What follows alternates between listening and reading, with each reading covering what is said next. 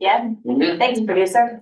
Welcome to the Willington Board of Education meeting. It is Tuesday, May 12th, 2026. We're calling the meeting to order at 7:01 p.m. Thanks for joining us tonight. We'd like to invite you to participate in the Pledge of Allegiance.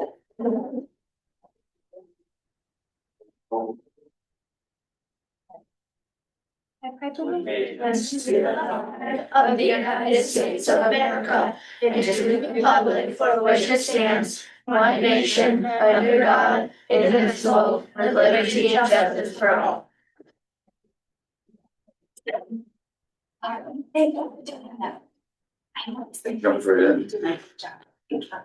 All right, welcome everybody. We are ready to get started, and it's always a thrill here from our student representatives. So, hi guys, thanks for coming straight from a game or a practice or on your way to somewhere. We appreciate you guys making the time to come. That's wonderful. Which school is starting today? No. Great. Kind of cool. All right, these.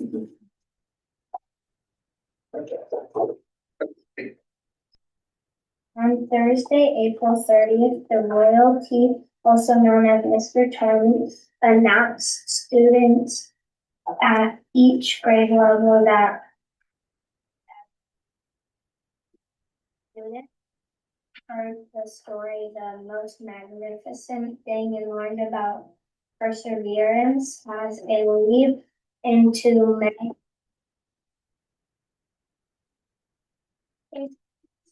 Learning all about plants and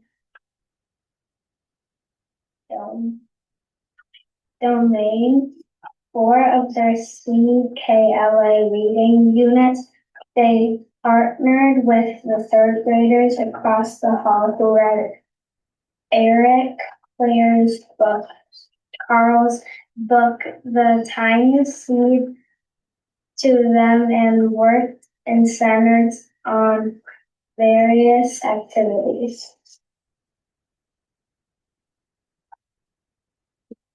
Kindergartners read Stone Soup, a classic story about villagers coming together to make a giant pot of soup, then wrote their own stories using sentence starters. I made a yummy soup with my friends. In my soup, I put a blank and blank. Students filled in the blanks with words like potatoes, carrots, meat, or vegetables through the story. In the activity, they learned about the importance of working together. First graders learned about ancient Mesopotamia and their CKLA knowledge. They read about the cities, leaders, farming, writing, and religion. Then drew pictures to represent that time period.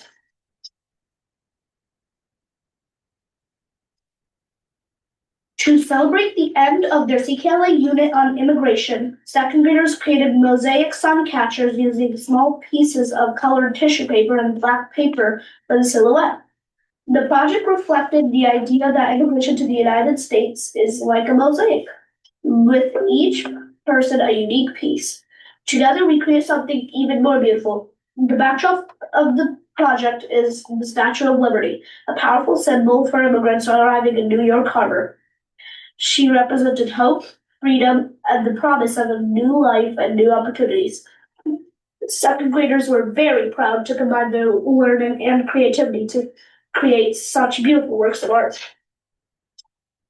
3rd graders read The Tiny Seed by Eric Clare.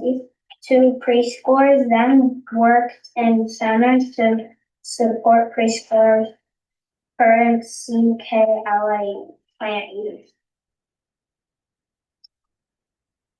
4th graders received a special invitation from State Representative Tammy Nuccio in recognition of America's 250th birthday. Representative Nuccio's office has organized a student poster contest to celebrate and reflect on what our country means to young learners. Working on these posters ties naturally into 4th grade CKLA unit on colonial America and the American Revolution.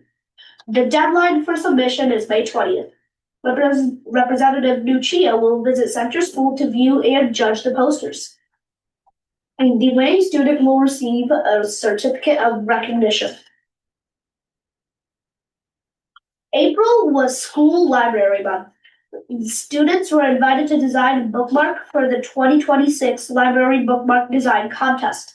The Spring Scholastic Book Fair ran in the CES Library during the week of May 4th. Fourth grade Spanish students learned about Cinco de Mayo and practiced the Mexican hat dance with a bejeweled sombrero as their centerpiece.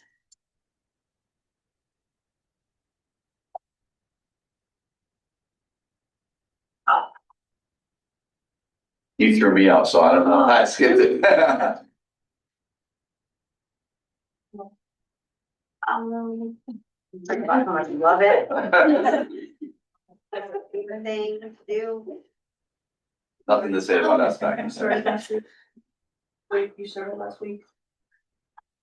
We started SBAC testing last week, and today again. What have you tested so far? What have you done? We've done the ELA cat, and then now we're starting on the math cat. All right. Nice job, you guys. Good job.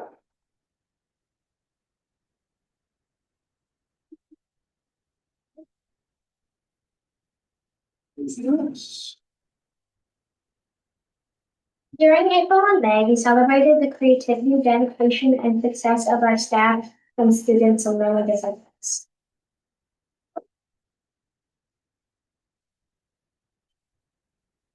After-school clubs are in full swing this session. We are offering tabletop games and gardening, and in addition to having fun, students are learning so much.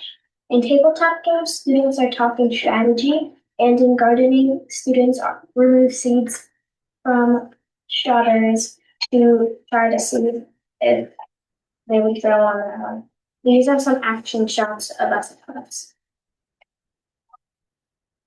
I think the gardening club jazzed up the farm hall. Absolutely. And I think Mrs. Cushing's a little jealous because our gardening club in town of adults is level.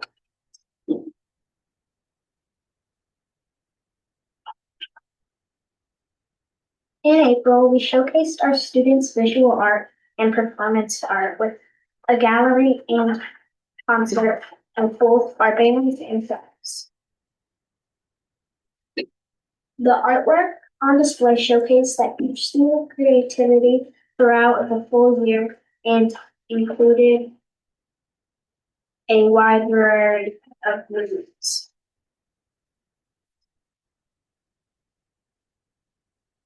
On Friday, May 1st, thanks to the PTA and Senator Jeff Gordon, our boys basketball team was recognized with an official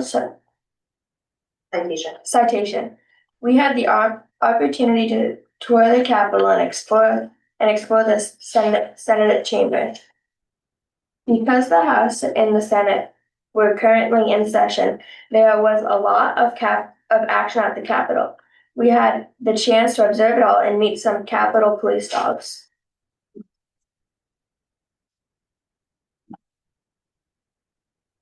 They got very lucky because normally when you visit, it's for 30 seconds, get your picture and recognize and out.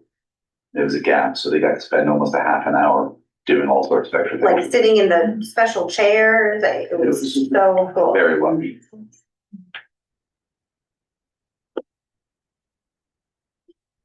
On Friday, we celebrated our soaring students and honorable students at our quarter three success assembly.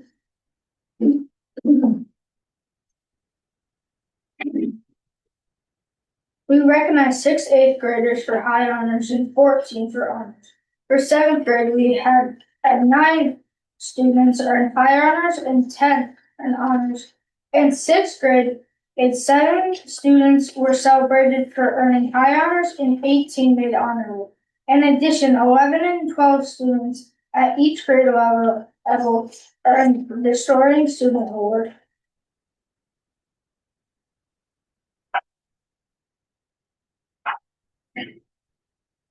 At the end of the success assembly, we revealed our new championship banner, courtesy of the PTA. That should be a video. Is it not gonna let you play? The one on to the right? We'll find out. Okay.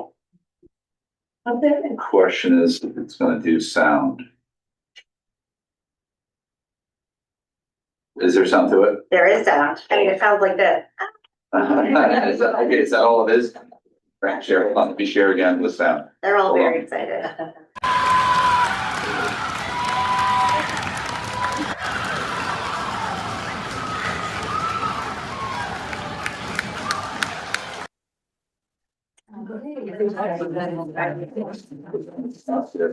Take me back to that. Hold on one second.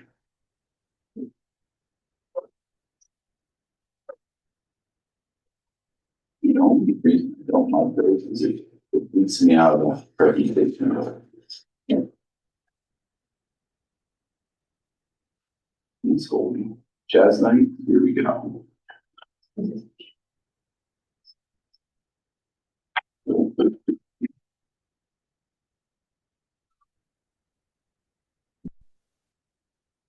The jazz band held its annual fundraiser at Willington Pizza. In addition to hearing the full jazz band, we were transported back to the 90s grunge era by two of our talented musicians. One of which happens to be him. See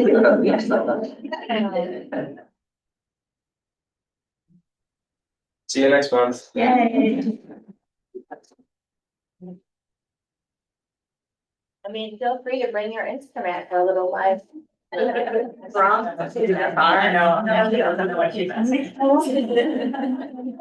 Great job, everybody. Thank you so much. With SBAC, just do your best job. Right, that's all. All right. Thanks, guys. Thank you. Appreciate it. Yeah, no, give me a minute for listening. Thank you. Thank you. Thank you, guys. Have a great night. Night. Sorry. No, you're okay. Super. Thank you. Next up, we're ready to hear from our awesome PTO, the fantastic things that are going on here in town. Hello. The students took most of it, so that's Sorry. great. No, I love that. I'd rather them talk than me. So just a few updates. Massive shout out to Jeff Gordon and Tammy Nutio for allowing our back-to-back championship basketball players the opportunity to spend, it was over an hour. A long time. It was over an hour exploring the Capitol building and getting recognized for their amazing achievement. They presented the boys with a nice heartfelt speech and official citation to hang at Hall Memorial School. Jeff and Tammy are currently working on individual citations for all of the boys to keep and display at their homes as well. Thank you both for making these players year because they were in heaven that day. They were probably sick of me and the photographer putting them in front of them. They were loving it. I was like, okay, go here, pose here. Okay, you in the front. Like, I was like, all right, smile. So we took so many photos. Those are circulating, right? You have them. I sent them to you. Oh, the picture? Yep. Yeah. Okay, perfect. Let's see. Some events that we just had. May 8th, staff appreciation.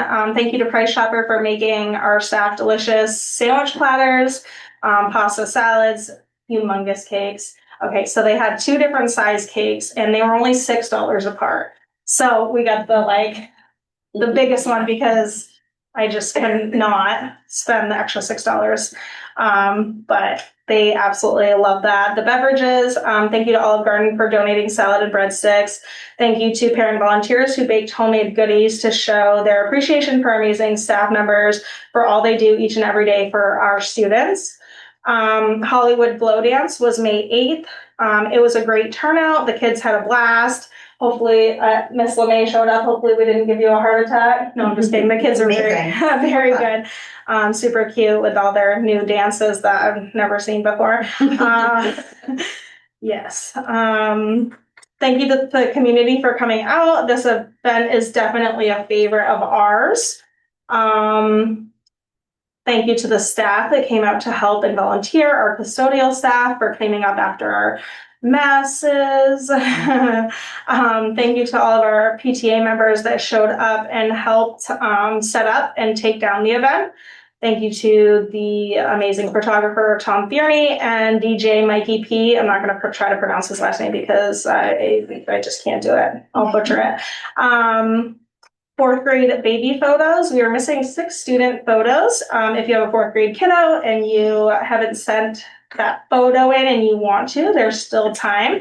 We're going to be submitting our yearbook the day after field day because we like to get those photos in there. This is for a 4th grade promotion ceremony and for the yearbook. Teachers, if you're watching, get your candids in, get your student class photos sent over to us. If you need help, just ask. I will be more than happy to help you get those submitted for our yearbook. Let's see. I was writing this down now. Let's see. We have our silent auction 5K and mile run coming up on Memorial Day weekend, Saturday the 23rd. Starting at 8, and our silent auction ends at 2:30. Willington Day is also from 11 to 3 that day. They're going to have a DJ. We're going to have some sort of inflatable game, not a bounce house this year, but like a basketball game or something like that for them to use. We'll have yard games. It'll be a really great opportunity to get your kiddos outside, get a little exercise. We have field day coming up, CES on the 11th. We're looking for PTAs putting together volunteers, parent volunteers. That volunteer sign-up sheet will come out, digital backpack this week. Any parents want to come and help volunteer and make field day a success. Let's see. We don't have any more meetings coming up. Anybody wants to join the board? Yeah. We're looking for all kinds of positions. They're all up for grabs. If nobody takes them, we obviously have backup options. But if anybody would like to be president, vice president, secretary, treasurer, we got them all. So I think that's it. It's been a great year. I will post a sheet of where all of our money was allocated this year, so that, great funds in there for next year. And yeah, we hope to see you guys at the fun run and silent auction in Willington Day. Thank you. Can you just shout out your website one? Yes, willingtonpta@gmail.com. If anybody has any questions, wants to volunteer, anything like that. And again, you don't have to have a student in the system to do that. Anybody from town who wants to participate is welcome as well. Absolutely. Thank you. That was Yes. really great. Thank you so much. Yes. All right. Okay, tonight we have a very special presentation. Welcome, Ms. Spencer. Happy to see you in real life. I know. We see your name come across our table from time to time, but here you are. Wonderful. Happy Thank to you be for here. coming in. And this evening you're going to share with us some information about our student attendance and kind of we'll rolls through. Yeah. Great. Thanks for making time to come. Of course, I'm happy to be here. As a before, my name is Elizabeth Nizer. I am the mental health specialist at Hall and at Center School. And one of my roles is supporting families around attendance. And to start off, I really just want to emphasize that word support. Our team's main goal right now is to collaboration with families, and kind of move away from this stigma of attendance being a punitive procedure and more another support system for our families. On to the next one. I'm going to start with some of our attendance protocol. And to start, the team will do a review of attendance. At Hall, this happens weekly on Thursdays with our SAT team. The nurse will kind of print a report and we'll just take a look at it and see if there are any students that kind of pop up on there. Who's part of that group? That is the nurse, some of our interventionalists, Alicia LeMay, our school counselor, me, and our school psychologist, and Marsha McGinley. And if there's a kid in question, and there's a kid we're talking about, we'll have a representative Yes. from the general education team. Yes, yep. We also at center, we do this monthly just because it works a little bit better for our team. I am only there once a week, and we just feel that that has worked the best for us. Me, Lisa, the school social worker, and the school nurse will sit down and just kind of run our numbers, and if they're hitting those ticks, we'll go forward with the procedure.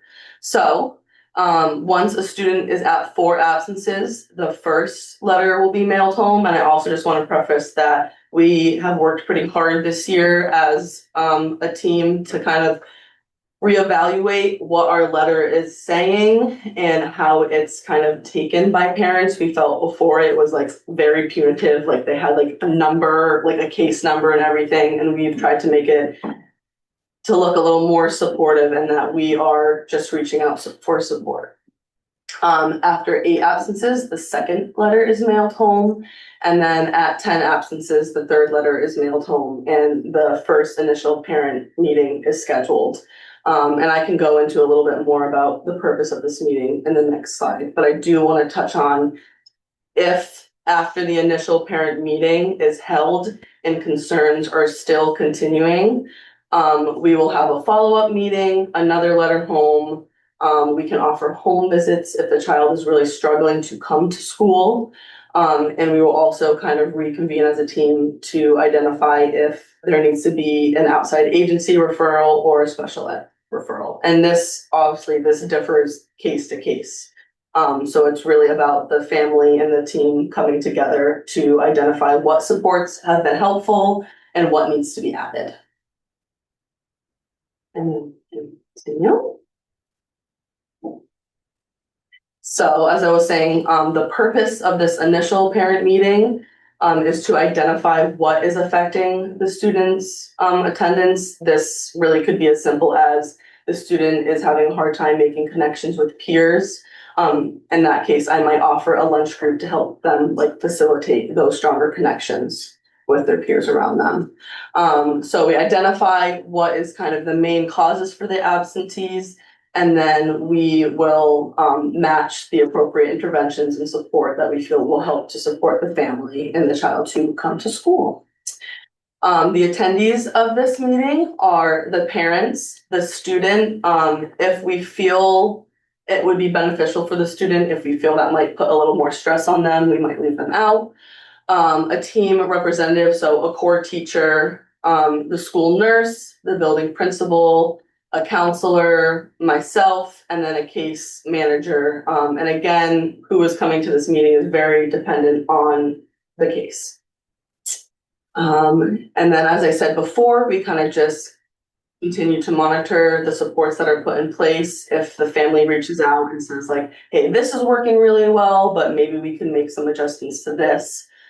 We can meet with the family again and kind of identify what we're going to be doing moving forward. And obviously, if attendance concerns continue, we make any type of referral that we feel necessary. Keep going. Keep going. All right. I'm ready. And then I also want to touch base on the data collection and how we do it. So I will print off a quick lookup off of PowerSchool, and that just kind of identifies the students' current grades and also their current absences and tardies, and that kind of just gives us a little more insight on the students' current performance levels. I will also ask if a core teacher is coming. I will have them give feedback on what they're observing in the classroom. Sometimes it's not always possible for a core teacher to come. So I will just have them kind of send me a quick overview of the academic and social emotional strengths and concerns that they're seeing in the classroom related to attendance. And then I don't know if you can click on that form there. Oh man. Okay. Well, the form just goes over what was identified that was causing the absences, and then also identifies our current interventions that we're putting in place, and also kind of puts a goal in there for family and for the school. And then once that is completed, I make a copy of that. It goes to the nurse so she can keep it in her files. and we also put it in the student's file as well. Moving forward to support services. Mhm.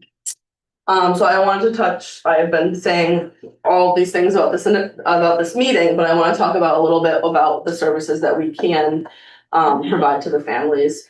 So one service is 4 sessions with a mental health specialist or a counselor in the building. And what this looks like is the first session is really just building rapport with the student and letting them know that they have a trusted adult in the building that they can go to. But it also helps them to create a goal around attendance and identify the stressors that they're currently facing and matching the appropriate coping tools to those stressors.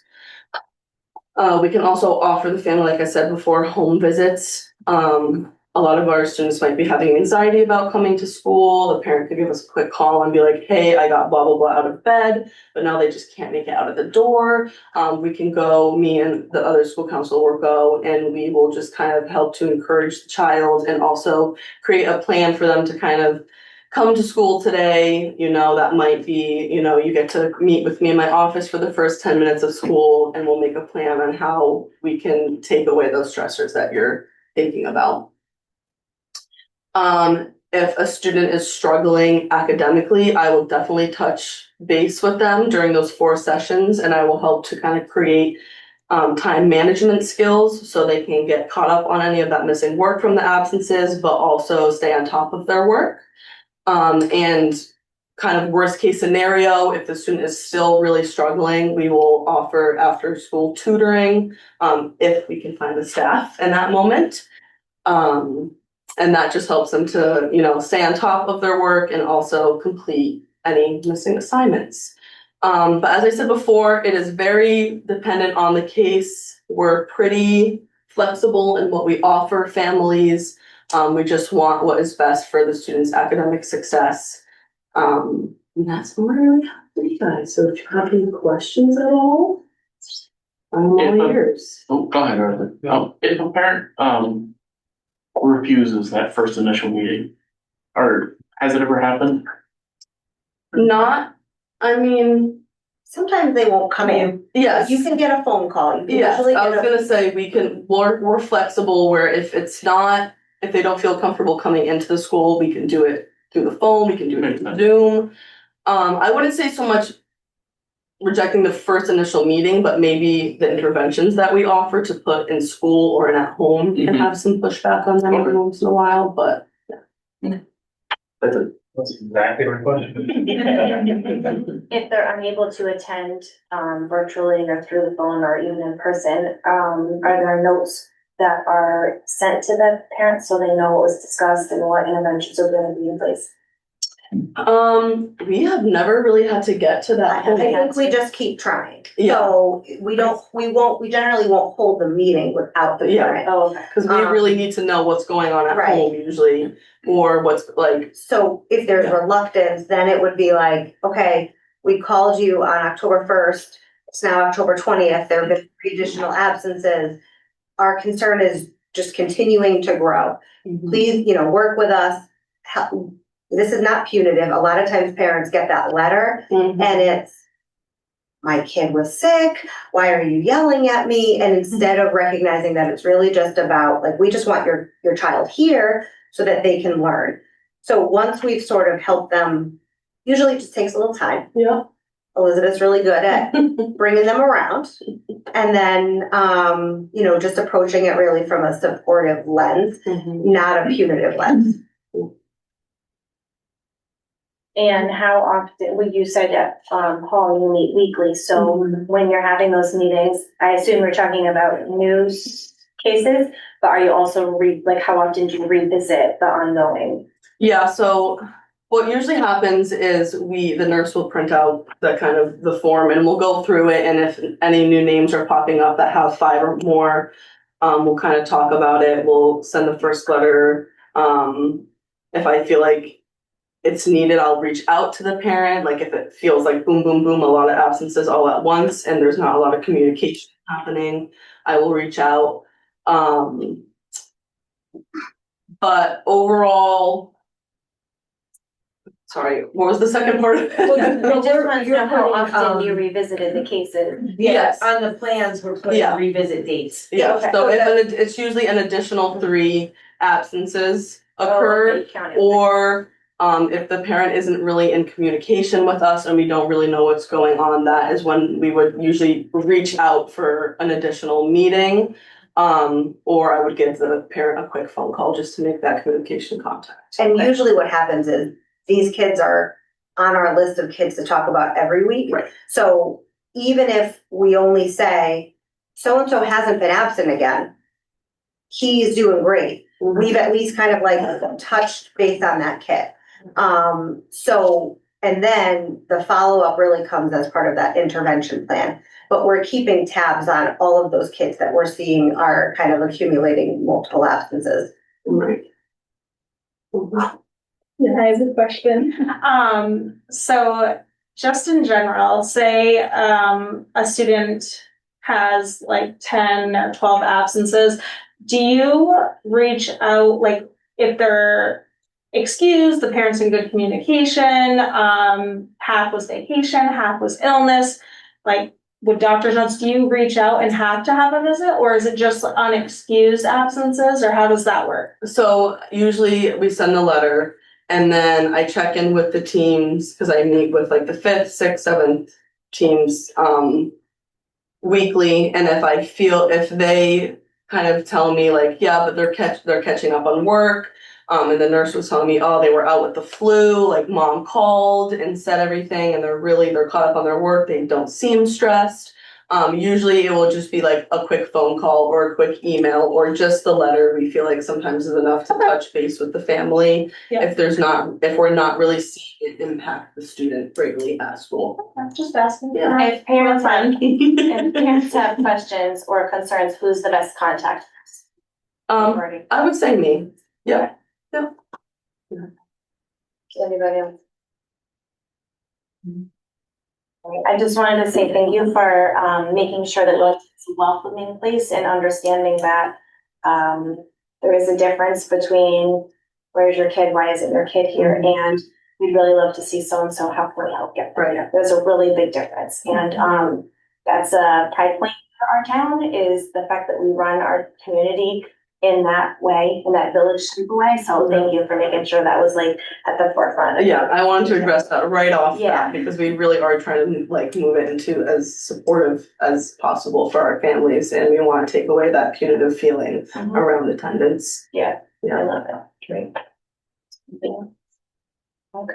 Thanks for making the time to come. We've been talking about that a lot, of course, in regards to student achievement and how things are going. So thanks for being here for that. Of course, and I am here if you guys ever have any questions. Terrific. Thank you so much, Okay, Elizabeth. Thank you. Okay, agenda item 6 is chairperson reports. A couple of things. I wanted to state that the policy committee has been meeting quite a bit about some really important policies. And we have decided to add a president speak portion to those agendas that currently was not the case.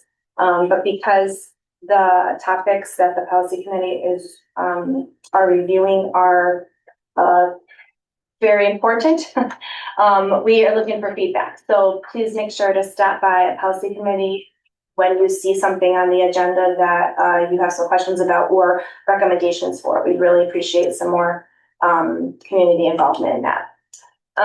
We are going to talk about the budget down here under old business. That's item 12B, in case you're counting. We're currently at 6. The Board of Finance met on May 7th and has required us to reduce our budget by $100,000 more.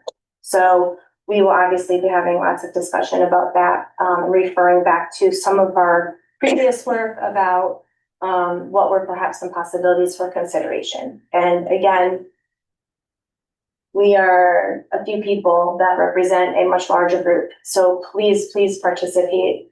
There's no silly question, and all recommendations or ideas will be considered. Thank you. Another thing, just for our group to be aware of, I know I brought it up last time, but superintendent evaluation time is coming around here. So a few weeks ago, the Cave and CAPS group are working together to try to improve the entire process. So they have put together a steering committee so that they can update the entire thing and include some more tools for districts to use. Superintendents were invited to participate in a survey to try and help them guide their progress.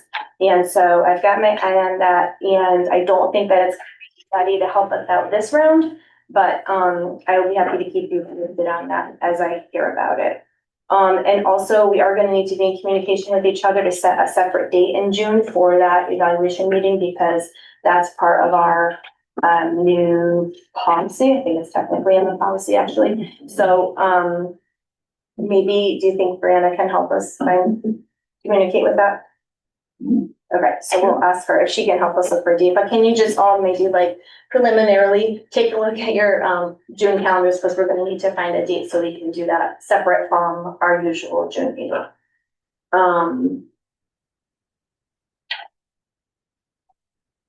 And the contract conversation does not have to happen at the same time as the evaluation conversation, although it may feel natural to do them together because they kind of relate to each other. They really relate to each other. So I just wanted to throw that.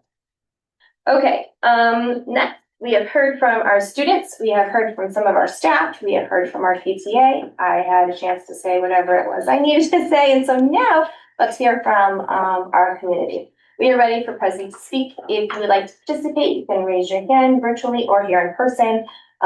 Please be mindful of the timer that will be set for you, and make sure to state your name and address to begin, just for the record. Thank you. Okay, we'll start here in the room. Yes, go ahead, thank you. All right, Carrie Greenville, Potter School Road.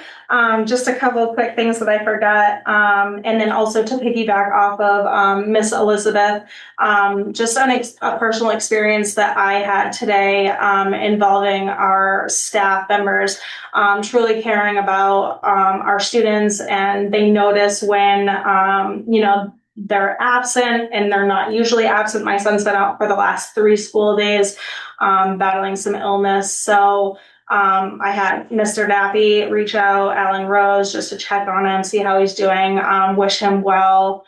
Also the 5th grade team, they're absolutely amazing. They gave me a personal phone call today. And just, with a parent who has a child with autism, transparency and, having detailed information for him prior to important things, they start SBAC testing tomorrow. So they wanted to give myself, in case in a heads up, that, he will be having that tomorrow. So just to get him prepared, as he might not know, because he's been out. So just absolutely, it just made me feel so, just proud to be in such a small community where these teachers and staff, they really care about our kids. So just really thankful for that. And then 2 quick PTA things that I forgot to mention.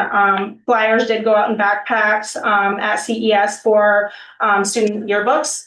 Or if you want to write a message for your students, your kiddos, your teachers, anybody that you want, just a $5 flat fee, no character counting this year. Just we're done with that. So just a message, $5 if you want to leave a message for your kid in the yearbook.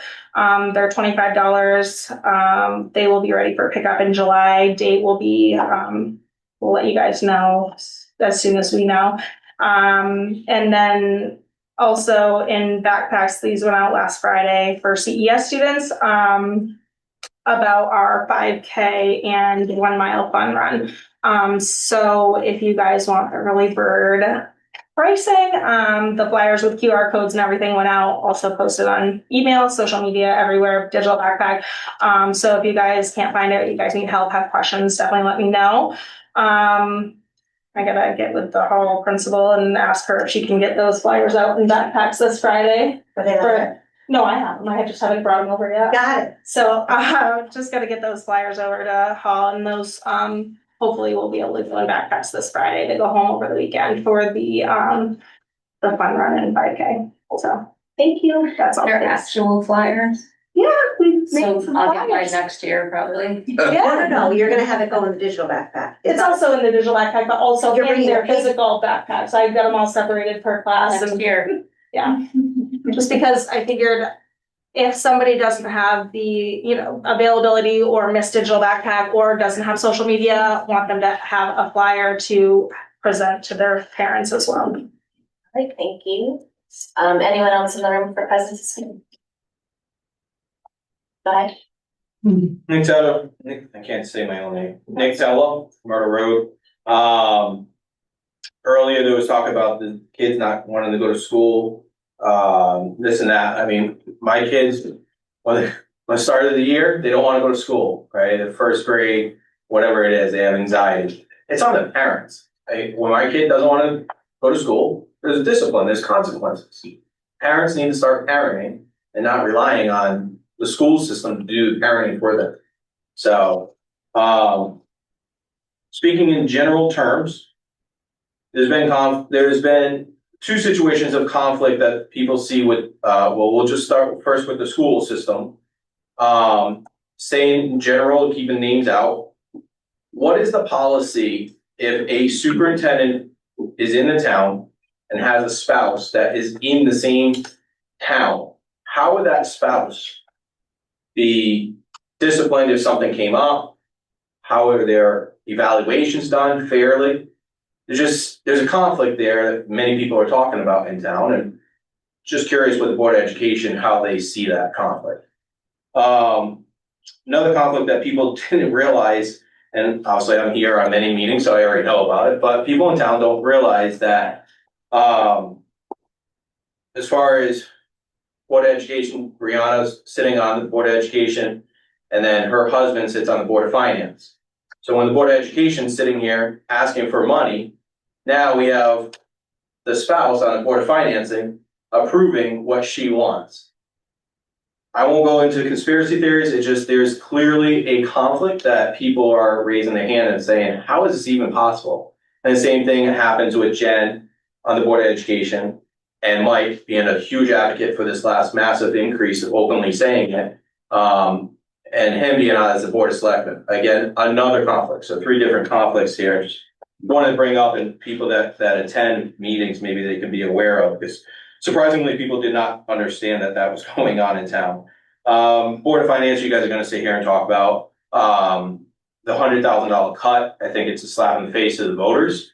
To sit here and only cut $100,000. I understand that the Board of Finance coming to you with the directive of cutting $100,000, but I think there's a strong chance that we're going to be sitting here with a third referendum, and these conversations may want to at least engage in the possibility of understanding this is going to get rejected again. To me, I know Bruce wanted 300,000. I would have loved the 300,000. I understand that's probably not going to happen, but it should be 200,000 or north of that. So there's times where you hear the schools are being maintained, and then all of a sudden, the next breath you hear the schools are falling apart. Look at these pictures. And then I'll ask somebody on the Board of Education or Phil, no, they're being maintained. What is it? And with that being said, I know Phil doesn't want me in the schools. I've already asked him to send an email about that a couple of years ago. But why do we need a new school? Why is the Board of Education pushing so hard for a new school? I don't understand it. So, thank you. Okay, I'm gonna go ahead and respond to that a little bit. So firstly, Willington's a really small town, so it makes sense that there would be relatives serving on a variety of committees and boards here in town. And we wouldn't have to do that and have both parents of certain households participating if other people would step up. So I'm gonna go ahead and put that out there. And then, please refrain from bringing people's character into question like that. That's really not fair. You don't know each one of us individually. And I take quite offense to that comment about my husband being on the Board of Finance, because we both run our lives with as much integrity as possible, and we're able to wear multiple hats. also we care for our town and can put aside what we need to set aside so that we can do our jobs at this particular table. So that's not necessary commentary. Yeah. If you have something you wanted to add, you can raise your hand during present to speak. And then regarding a staff member here, that person would go through the same disciplinary process and is evaluated just like every other staff member on that step of the staffing list. Okay, does anyone else? Yes, ma'am. So I have a question regarding the literacy coach. So from what I understand, Could you just state your name, please? Thank you. Lillian Burrell and Terrence Foxborough. Thanks. That person is not certified to teach students, correct? I'm pretty sure. That's what we were told, that she works with teachers specifically, wasn't that That's what what I we were meant. told? Yeah, she has her teaching certification as well. No. She doesn't work specifically with children, with the students. She works with the teachers, updating them on literacy. Can you explain what her role is? Exactly what it is that she does?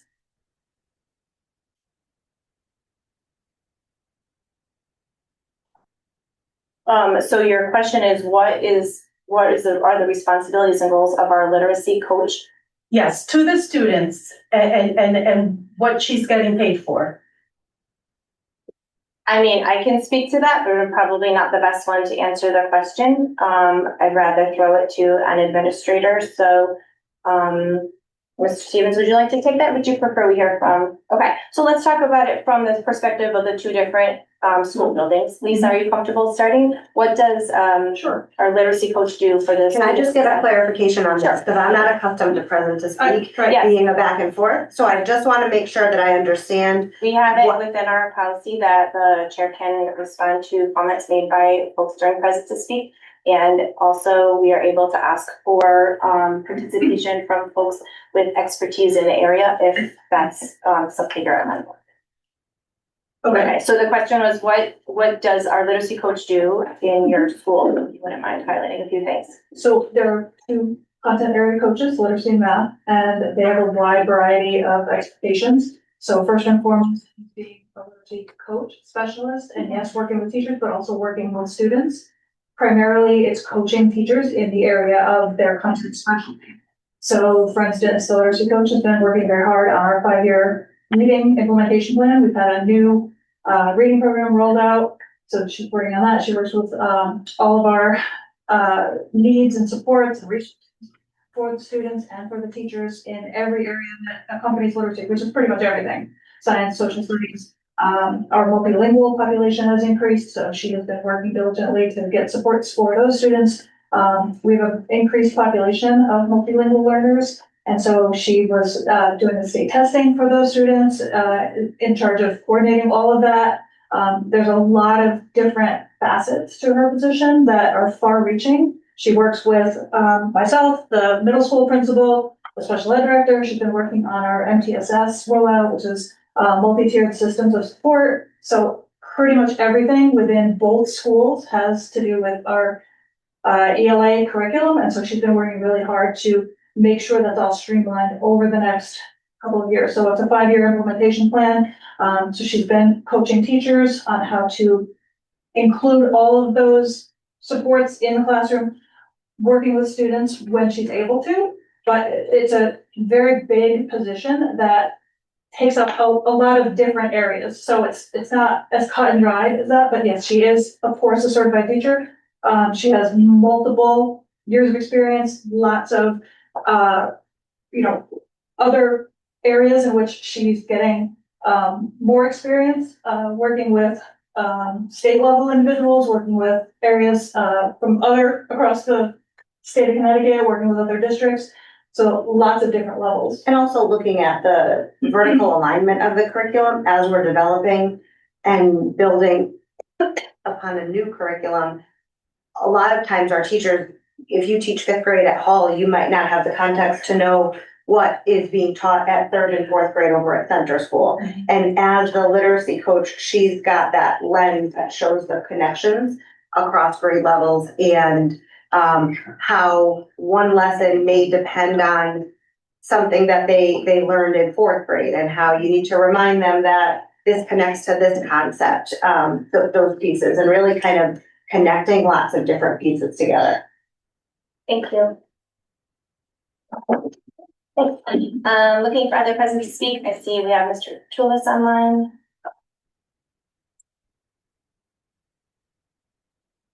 Sorry, I had to unmute. I thought you were going to do that for me. I was glad to see a few items on the agenda tonight that I think deserve some input. Enrollment, staffing, and the budget, of course. With respect to family members serving in a small town like ours, it's unavoidable. And I think Chairman Ross is correct in her approach that there's not that many people willing to serve. However, that said, there are times when it's perfectly appropriate and actually preferable that a family member sitting on another board recuse themselves from a particular issue with respect to the board that their family member sits on. That's just a wise move, and it helps to avoid conflicts. Now, with respect to staffing, I did an informal drive through the three parking lots today. There are not 94 cars between the two schools, which means to me, there might be a parent or two at the school, but it could mean there's 94 staff.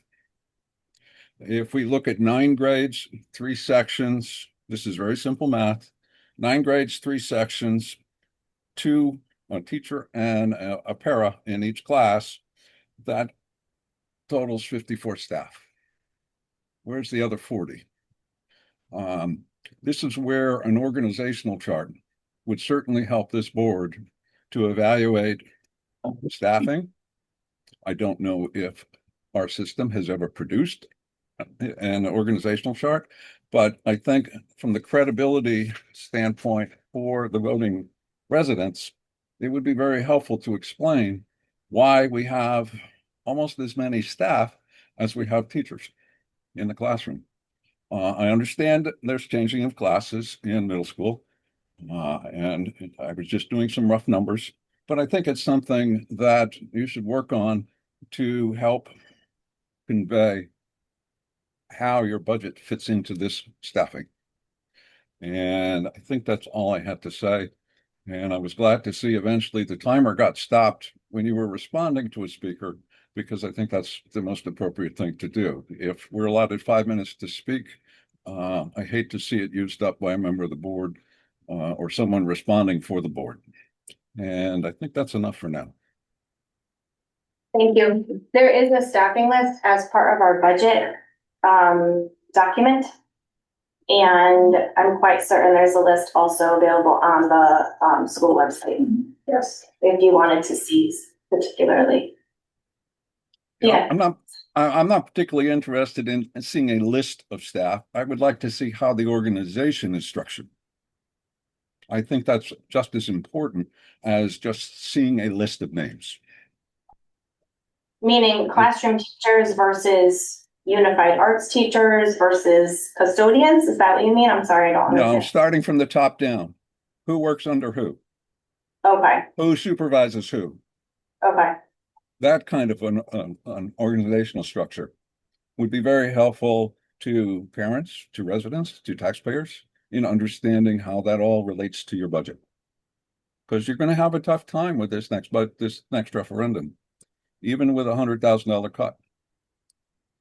Anyway, that's all I have to say. Thank you. Thank you.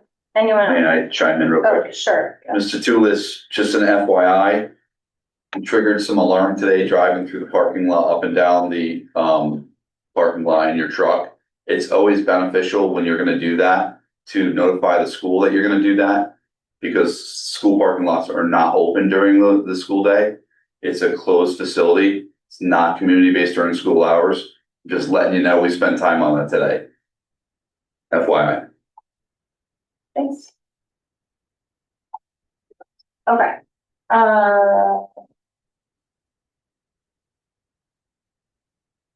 Other presents, yes. Nick Del Myrtle Road, just real quick. So who hires staff and who would have hired that coach? Kristen Stevens was hired in the year 2000. So was I. By the, it's usually an interview committee, right, that is consisted of a variety of administrators and often staff, other staff from the building, such as the language arts teacher from like the middle school. Thank you. So we've been a superintendent at the time, whose name I do not have to know, perhaps. Bergman. Okay. Yes. So, the school, referendum, or the application has been postponed till November. Is that correct? Can you say, oh, that's a question for the school building committee. Okay. There was some discussion about that last week. Yeah. Okay. Oh, okay. Yeah. Thanks. Our participation in those kinds of decisions is like niche. And they're much better folks who know more about it than we do, sir. Okay, we're good?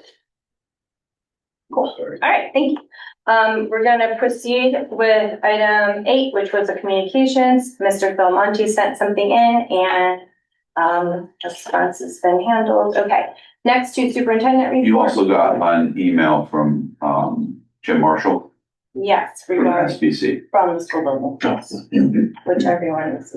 Okay, thank you for that. It's nice to have an update from them.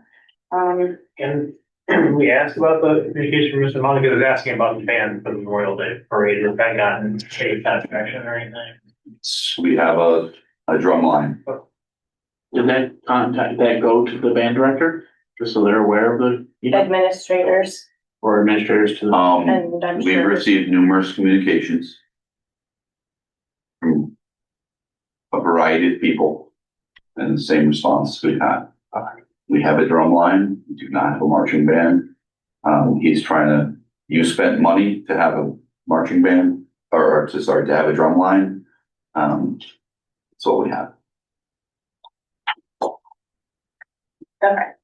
On to the superintendent report. We're gonna start off with some enrollments. Yep, so Center School has 215 students and Hall has 165. That's the same as last month. You have an in-district total of 380. And you continue to have the 7 outplacements in special education settings. I have heard people taking our budget and trying to do the enrollment with it per pupil. I just want to remind people that those 7 students are in the budget for $1.5 million. Obviously, that impacts your per pupil expenditure. On the same topic of enrollment, Dr. Prouda, who did your enrollment study December, I don't remember when he did it, to be honest with you. He is doing a presentation. The school building committee has hired him. You're welcome to attend. It is the 26th. Sorry, it's the Tuesday after Memorial Day. It's Tuesday the 26th. And he will be doing a presentation on his report. That's at the SBC. That's part of the SBC. It's a special meeting for SBC. Well, I don't know if it's a special meeting. I think it is. But it's an SBC meeting, correct? Okay. What time is it? I have to assume it's 7 o'clock. I don't think that's been set. I know the chair was trying to make sure everyone could attend. So we do not have any staffing changes this month. Nothing to report there. The maintenance items, I did a chart for you this month. You have it in front of you. So these are, and I did this last year for you as well, just to give you a picture of what has been done to date. These are kind of the repair things. They're by school. So adding receptacle to a classroom, replacing the ceiling tiles, a broken shade, the stairs that are crumbling by the front parking lot, the bus stairs at Center School were repaired. We had some bathroom light fixtures that were replaced with LED, and there was a a dark spot in the bathroom, or sorry, outside the bathroom in the office that we put an LED light in. We have ordered, Sloan repair kits. They replace the leaking handle valves on toilets. We have jetted, this gets expensive. The pipes in the building are snagging material as it goes down, and so we had some jetting that had to occur because it's not just clearing a toilet, that is taking a toilet off of the wall and or off of the floor, depending on the toilet, and jetting the pipes inside. We have replaced lights over stairs with LED lights, kitchen faucet. We had to install an overfill drop tube for our oil tank. That's basically an emergency piece that, if there's an overfill, it just, first, it stops the figure when you're filling it and like balances out, it levels it out, but it also stops the fuel from coming too high. It's an emergency piece.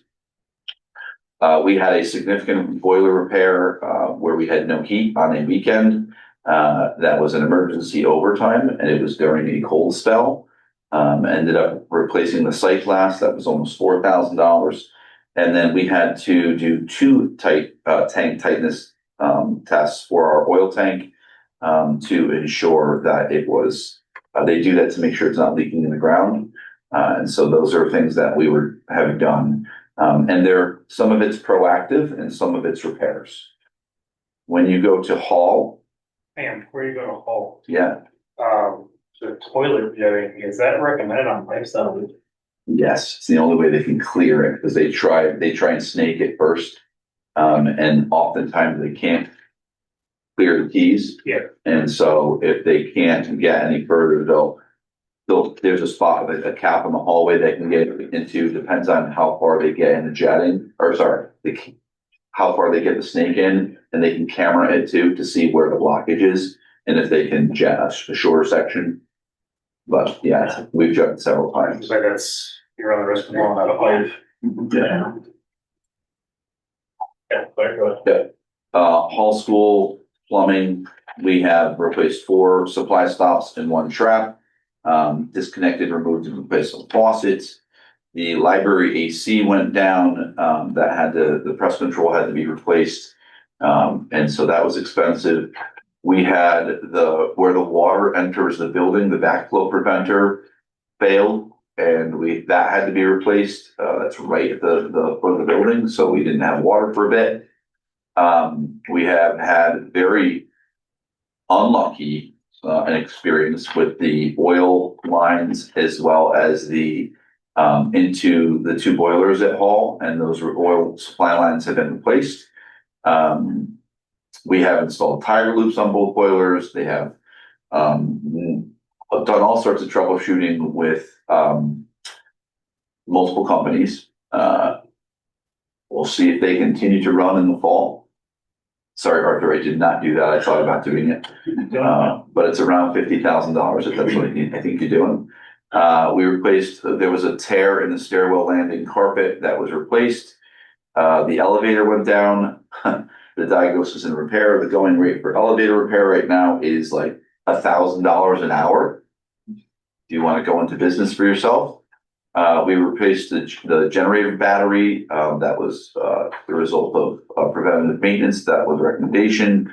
We installed the 2 radon mitigation systems in each of the locker rooms. I'm happy to report that right now they are well under the number that the 4.0 they can be, which is great. We're still waiting for final testing on both of those systems. They have to be tested by a third party. It cannot be done by the person that did the mitigation. And today's the first day we're in the window that we can test.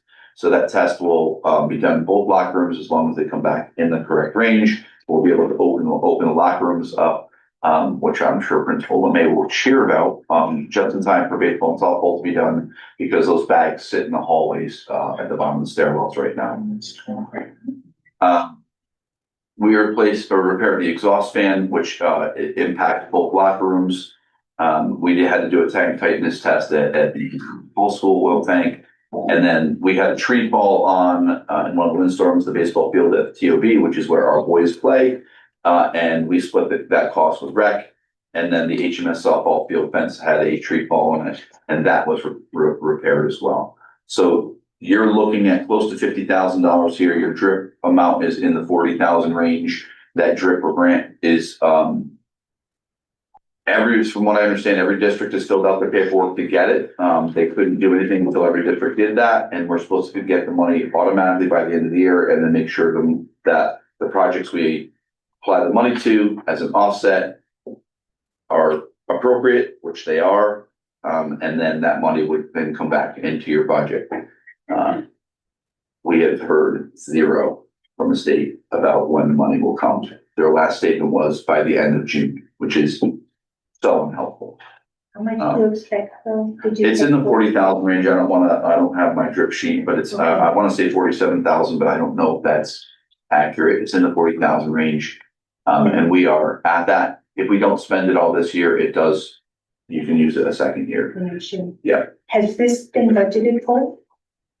No. No. And we're lucky that the drip grant it was created, because that was not created until this year. It's because all districts are struggling with repairs. And for those who wonder why we need a new school, this is one reason. We have many reasons, but this is one. The center school repairs are $13,469. All school repairs are $36,362 for a total of $49,831. If we had the $20,000 in repairs, $10,000 for each school, in our last budget, we would still be short $29,830. But we don't have that here. Would that cut, did we have to cut that Yes. one? That was cut last time. Okay, so we have zero for next year. $49,800. Okay. That is correct. Okay, the next item is the student performance review. This is the student attendance. Let's put that on the screen. We did some more updates to this for you. This is again in your folder. What I'll tell you is we updated we made a new section, and we changed the language. It said more than 5 absences. We've now changed it to match how the attendance committee does it. So it's 5 or more, 10 or more, and then we now have a 20 or more absence section for both schools. So when you look at this, you can see the numbers for both schools in this month's report. Center School has 235 absences in April. Hall School won the prize. They only had 138 absences in the month of April. 40, and this is April vacation, right? 40 of the 235 were flagged as vacation days. People were just extending their vacations. They might pick a Friday or a Monday, and so 40 of the 235 were vacation days. We are obviously continuing to monitor the number of students with 10 or more absences. We just talked about the importance of school. It is hard. Kids get sick. We have 76 students with 10 or more absences at Ed Center, and we have 55 at Hall. When we look at the 20 or more, we currently have 20 students in district with over 20 absences or more. Obviously, I don't have to ask the question. My attendance teams know who those kids are. They've contacted those parents. They're working with the students. This is just something that we continue to work on. This is not a Willington problem. This is an everywhere problem. The challenge is one of the evaluation points that we have as a district when we are scored by the state is attendance, and that is going to hurt us. It's going to bring our score down because we have it's not even June yet, and we have 20 kids over 20 absences. It's going to hurt your score. Can I ask another question about attendance? I know I should have asked Ms. Nigel when she was here earlier. Yeah. Is it safe to assume, or is it factual, that the procedure that is followed regarding like the meetings and the parent contact is in a handbook, like the parent handbook? How do they know that that's what happens? Because if they don't, We definitely sent a letter at the start of the year to everyone. all parents. Yes. It went to all parents, and I believe it was copied and pasted into the digital back file, but I'd have to check. I don't know if it's in the handbook, because I know that I worked to help make the letter, and I don't know if I helped make it, I don't know that it would have made it into the handbook, but I can. It's a good suggestion because that's, where people are gonna, hopefully they use that tool as a reference point for things like that. And if they understood kind of how things are laid out, that might help alleviate some of that stress and that negativity a little bit. Also, I was thinking perhaps if parents knew some of the interventions or assistance that can be put in place, like we can help you make a visual schedule for your home so your student can do their necessary tasks in order to get out to the bus stop. That's something they may not expect a school district is willing to go above and beyond and do.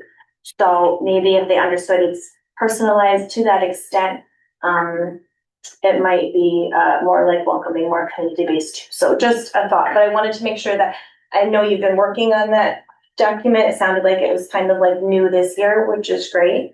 I just want to make sure it's somewhere that parents can see it and reference it. Yeah.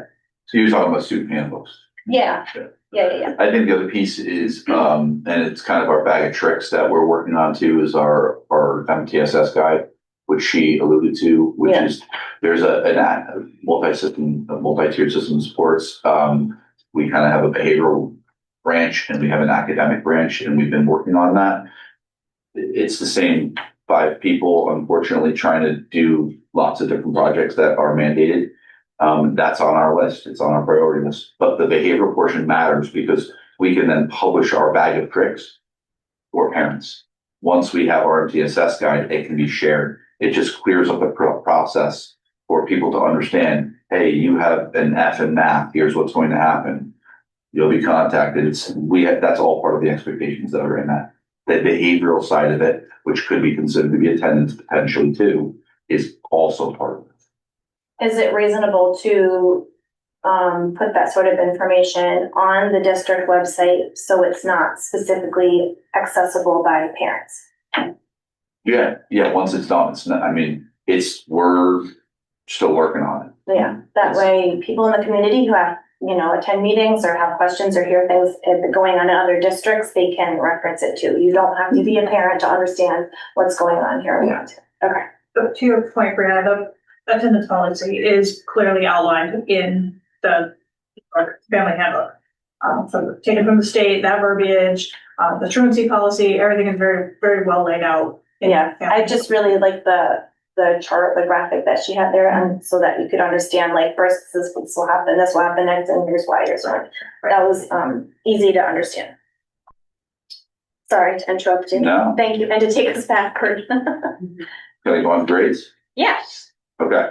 So, I don't have a lot to share here. You have access to this folder. This is Q3 report cards for Hall School for grades 5, 6, 7, and 8. Again, I send the conversation. It basically goes, hey, as we go through this, I notice there's a couple B's and F's in this particular class. Can you please, and this is like my conversation with admin, just confirm we know about that, what's going on, are there supports in place? Again, MTSS on the academic side. And when the answer is either they're identified with special education needs and they're getting significant support, or they're in significant intervention supports right now, and those are already in place. Those are the answers I expect to hear. I'm not hearing there's no support in place. We didn't know about it.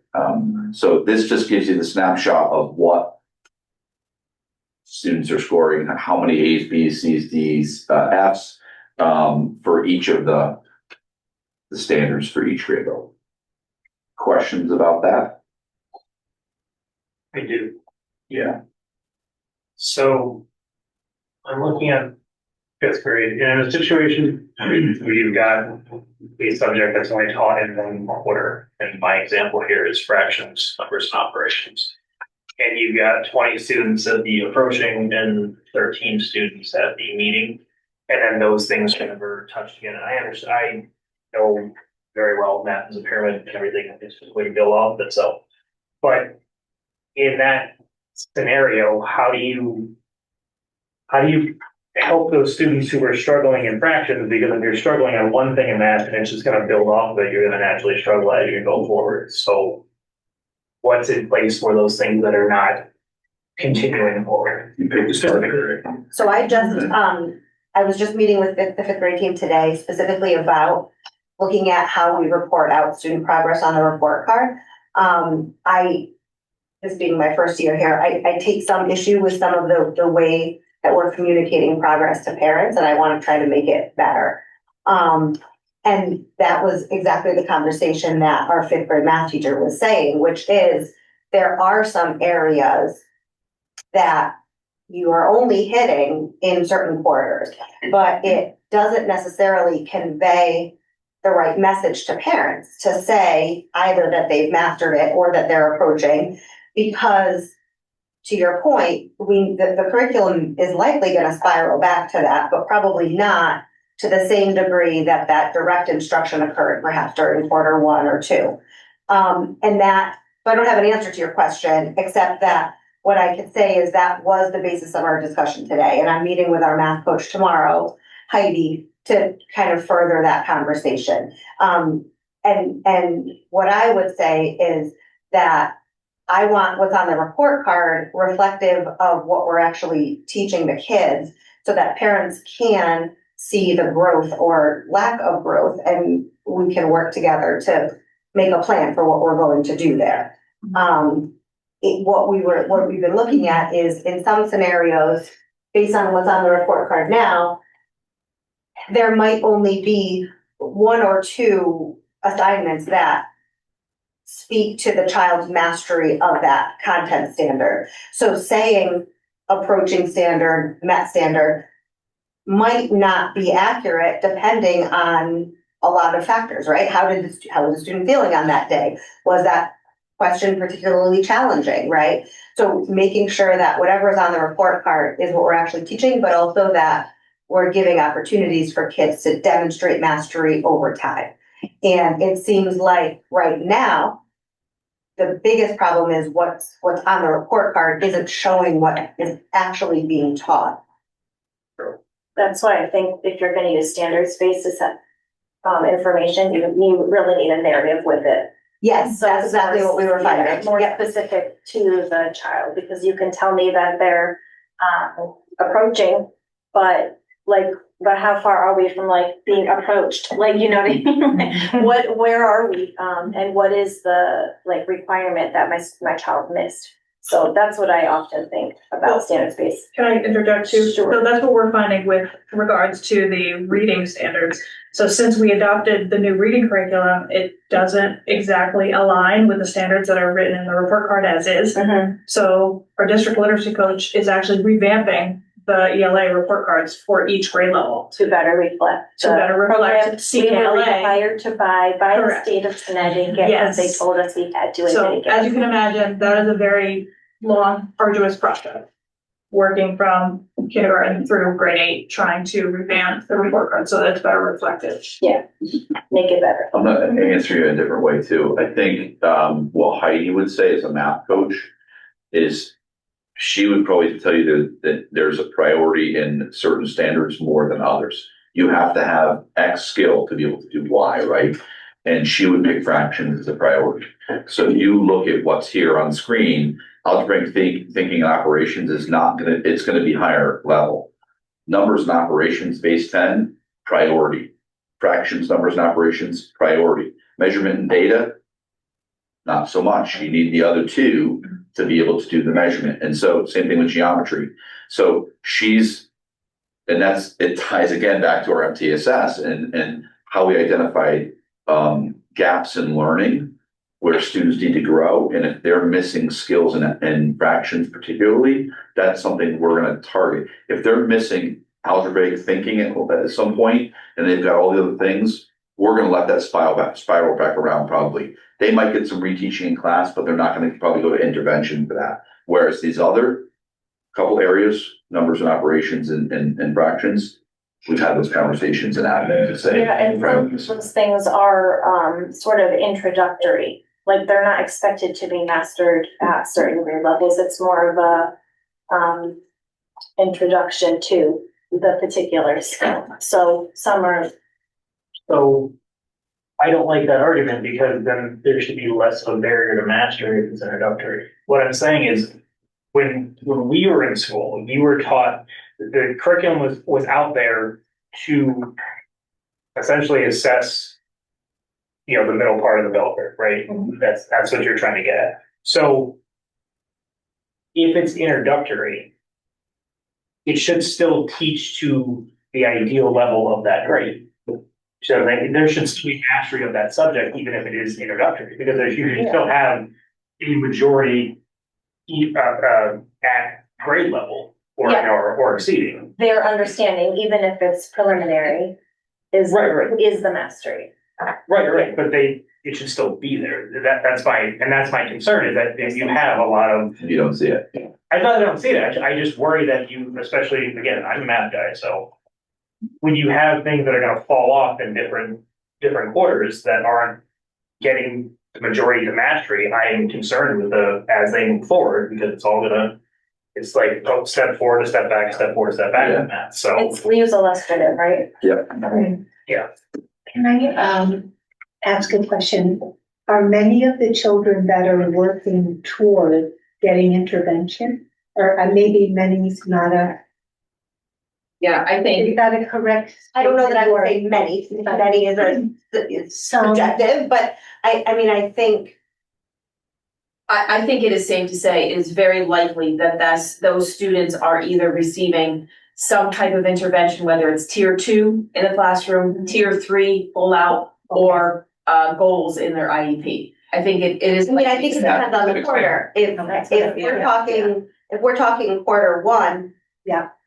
End of October, what might be happening is that conversation that, hey, we're just getting to know so-and-so as a 5th grader. So this child wasn't an intervention previously, but based on what we're seeing, we think he or she would benefit from intervention services.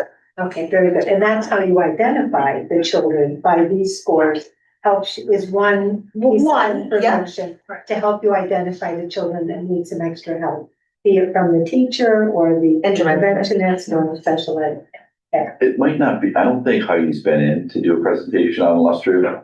It's been a while, and just to talk about spiraling and the impact, and then, I mean, this is obviously one piece of data, it's the report card, but what other pieces of data are they looking at specifically to qualify for math intervention? What are they saying? Got a great presentation. Every time I meet with her, it's coming along further and further, that I think would be super informative. Do that. Great. If the board thinks that would be beneficial. And as part of that, does she talk about the process for determining Yes. which tier students would need? Yep, very clearly. So she's looked at each domain and which units hit which domain by grade level, and has a data spreadsheet set up that should theoretically follow a kid from kindergarten all the way up. So we could, over time, see this is a child who's always struggled with fractions, right? Or, wow, this child was struggling with fractions until X moment in 6th grade when he started getting math intervention. And since that time, his math scores have improved. So she's got she's kind of looking at the curriculum overall and seeing how it's building on itself and spiraling back, but then also how we can use that to track student progress. Excellent. Probably cleaner in math too right now. I'm sure Timing wise, it's cleaner. The ELA assessments are long. Some of the ELA assessments are 15 pages long. There's a 17-page long. We're trying to assessment sort grade, out how much time you spend on assessment versus teaching, the balance and what information you're getting. It's just not as clean in the ELA side of things. It's early in the process. You're just getting to know the program. Yeah, it's also the way the program is built. I mean, it has a 17-page assessment in it. And on the elementary side, that's a very long assessment. That's after one unit. That is right. Test at the It's one unit, and that's why I say, like, the data that we're gathering is something that we're looking at. It's why we put more, and Alicia and I have this ongoing, not battle, but we talk about dibbles a lot, and I think we put a lot of weight in our dibbles just as more on the elementary side. We're trying to figure out what that looks like in the middle school side, because dibbles is another assessment that we put value on, but is there something that we should be putting, is there another piece that we should be looking at the middle school that is reasonable. That's not going to take up 2 class periods to complete an assessment, because assessment doesn't. It's just, it burns a lot. And I've seen the third grade one, it's challenging, you know, So like if you're gonna have Heidi do something, for like 6th, 7th, 9th grade, so we go back to, you know, traditional letter grades at that point. Can you ever bring an overview as to what gets included in quarter 1, quarter 2, quarter 3? Because it's just like 6th grade is just math, 7th grade is just math, 8th grade is algebra, math. Yeah. So that way, yeah, but I'm looking at the numbers there, and they look a little bit better, but I just want to know what's actually being taught in them. Yeah. Just a broad overview. Yeah, that whole scope and sequence is all laid out. So Yeah. she's in color coded. Yes, it's like 30 pages now. I mean, she just keeps adding to it for each grade level. And it's much easier, I don't want to say easier, but it's more cut and dry in math because there's specific cut scores, right? So if this, then that, and it's very specific. So it's not just one data point, you know, we like to triangulate whatever possible and take this data point, this data point, this. Okay, so clearly this student is falling down in fractions. So that's something that the teacher can pull that student during a win block or, you know, during a flex time or however it works in middle school. For me, it would be during win block, right? And really work hard on that fractions strand and get that student back up to speed so that they're not necessarily going out of the classroom for tier 3. It's not an intervention piece. It's more like a reteach piece. Yeah. And usually that could be enough. So but it's much more, it's simpler for math than it is for ELA. So that's why the ELA piece is taking much longer because it's still in the program. We're trying to figure out the unit assessments more than doubles necessarily. So we're also seeing more growth on the lower side from K to 1, 1 to 2, because they've only been in that program. Right. And that whole conversation gives a little bit of a sneak peek into why we need curriculum. Yes. Okay. Thank you, the financial report. Oh, I didn't have any other. Do you need other? No. Okay. Yep. Moving on.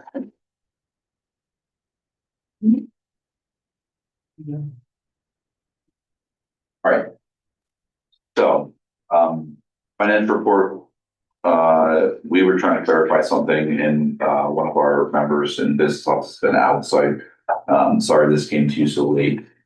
We've spent a little bit of money, on books and just general supplies and things across. Some of the repairs came across the middle school. Obviously the special education funds there, that shortfalls, 7th outplacement, transportation. Some of those funds will come back when Region 19 cuts us the check for fuel.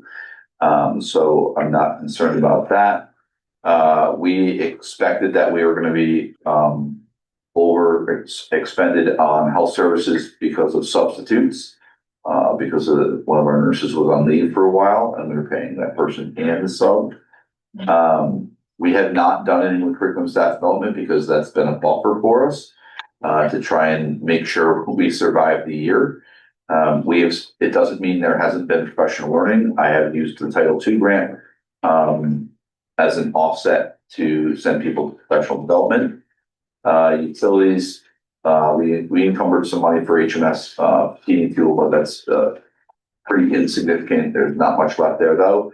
We will have, I expect one more fill up. It's mandatory in our contract. Right at the end of June, they fill up one more time. Honestly, we're gonna be over budget there, but it's not a bad thing because the rate we're paying is way better than. Yeah, we had it locked in right earlier in the year. We did encumber some funds for supplies, for operations and maintenance, and remember that we have a substitute currently operating at Center School as our night custodian. So that's being drawn down. System-wide support program 9, we have encumbered additional funds for legal services. Honestly, I think that's going to have to happen again. Our retainer is at 0, and I think we're going to have to put more money there before the end of the year. And then program 10, fringe. They have done a quick overview for health insurance. They believe the final payment now for our insurances is going to be set And that is a ballpark that will have around that 100,000 to cover the requirements. I'm not celebrating anything yet because I'm still honestly a little nervous. We have some, Sherry's new in the business office, filling that seat. I have been very tight on spending. And then quite honestly, if there's money at the end of the year, I'm not doing projects or anything like that at the end of this year. I've already said to the custodial staff, you're starting your summer help on July 1, because any money you have left in this budget, you're going to have to get into your non-lapsing account, because next year's budget, after you talk tonight, I think you'll probably apply more non-lapsing money. It's going to put you in the hole. So if you don't have the money to apply, you're going to be $150,000 in the negative from the get-go next year, just from that. Because we've applied $100,000 each year from non-lapsing to outplacement tuition. If you don't have the 100,000, you get the point. So we continue to watch this. Non-lapsing is at 161 today. That includes the 100,000 for next year. Obviously, this is going to change probably some tonight when we have a conversation about budget. And I'll show you what I mean when I get there. Can you forward this on to Board of Finance group? Yes. In the interest of keeping them up to date as we move through our year. Okay, next we have some meeting minutes to approve. The regular meeting minutes from April 14th and the policy subcommittee minutes from April 30th. Need a motion. So. Second. We're gonna have, is Sam still with us online? Yes. Well. And she mute? All right. Yeah, I'm here. Hi, thanks. We're gonna do roll call. Okay, we are approving meeting minutes. So Samantha? Yes.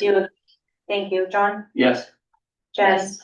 Anne? Yes. Me, yes. Arthur? Tracy? Yes. Right, so we have gone ahead and approved minutes. Thank you. Next up is the school building committee update. We have, Samantha is our official BOE representative on the SBC. And we have another board member who happens to sit for a different purpose, but wearing several hats because sometimes that's what we do. And everybody had a chance to look at that letter sent from Jim. So, Sam, did you want to start off, or do you want Bill to begin? I'm trying to figure out how to turn my. Oops, sorry. I can't figure out how to turn my video on for some reason. Sorry about that. But yeah, we had a meeting last night, and we went over some, like, the schedules and then some potential community events coming up, where we would get some feedback from the community. We're gonna, I guess, Phil is gonna get a list from Tecton, the architects, and they're going to give him kind of like a template example of a variety of different people to include in some of the group meetings prior to complete community engagement, just to kind of like get a sample size, I guess, of different teachers, administrators, parents, this and that. So I'm not exactly sure how that's going to be chosen yet. And then we went over, again, just some of the kind of like design, potential designs for the various projects that we're thinking about, which is still a new school on a new site, renovation to Hall, a new school on the Hall site, and then they also added I think they just called it a break and fix, but that terminology is being changed because it kind of was confusing, but to basically just do nothing. So we're going to be talking about, as you guys know, the budget for running, what's that called, Phil? What are you referencing? Operational budget, I guess. Oh, Yeah, yeah, sorry. right.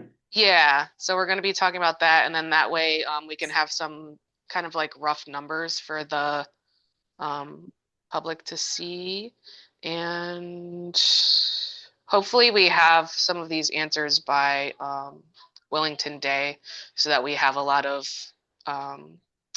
flyers and stuff to hand out to the public, so that we can get some engagement and information out on that day, because that would be a really good day to get a lot of people involved. Not sure what else. Phil, do you want to take over from there? Yeah, sure. So,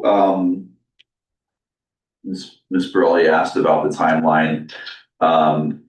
We had, when you were working with QA&M, there was a concern about the project being well over the square footage allowance from OGA, Office of Grants Administration. And what we've learned is it's not on total project cost, it's only a portion of that. And that portion is well within where both Colliers and Tecton Architects believe that we will land. As a result of that, that was the big push to make sure we got an application for June 30th.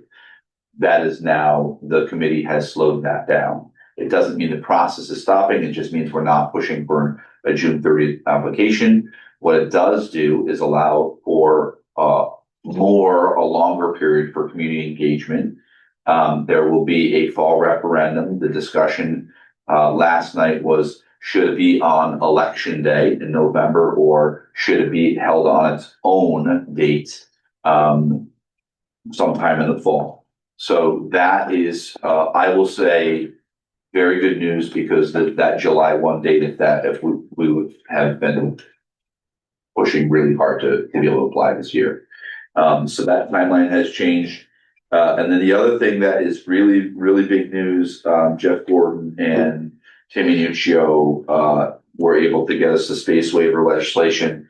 And basically what that does is, because the way they do reimbursement and based on enrollment, and it's based on either elementary or high school, it's not based upon a pre-K to 8.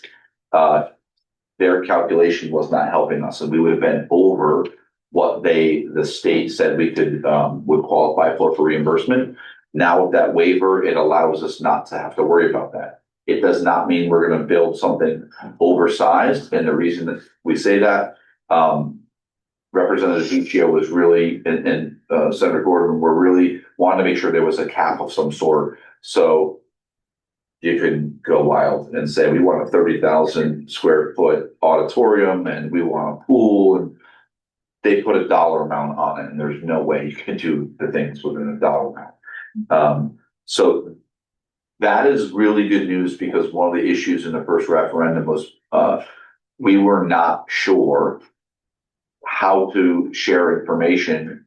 We couldn't give you whether we were going to get the waiver or not, what our reimbursement, what the actual cost was going to be. We are very much in that picture right now. And I will tell you that the slide that they put up last night from Colliers puts us well into it in the 90th percentile for reimbursement for a project, which is, I think his word was unheard of, which is, it doesn't mean it's not expensive to Willington still. You're going to have to pay for something if you do a project, but it applies to whatever project except for break fix. So perhaps this is a school building committee question, but so if there's a cap on the project and we already know our percentage, wouldn't we already know what the max cost would be for the town? No, because it's based on, it's just a rough order of magnitude square footage right now based upon the number of students. They're trying to figure out the pricing. And so that's why there's no price out yet. They created, Colliers gave a general number that said, hey, I think this would be a safe number, not that we would never go over this number. And that's what they accepted.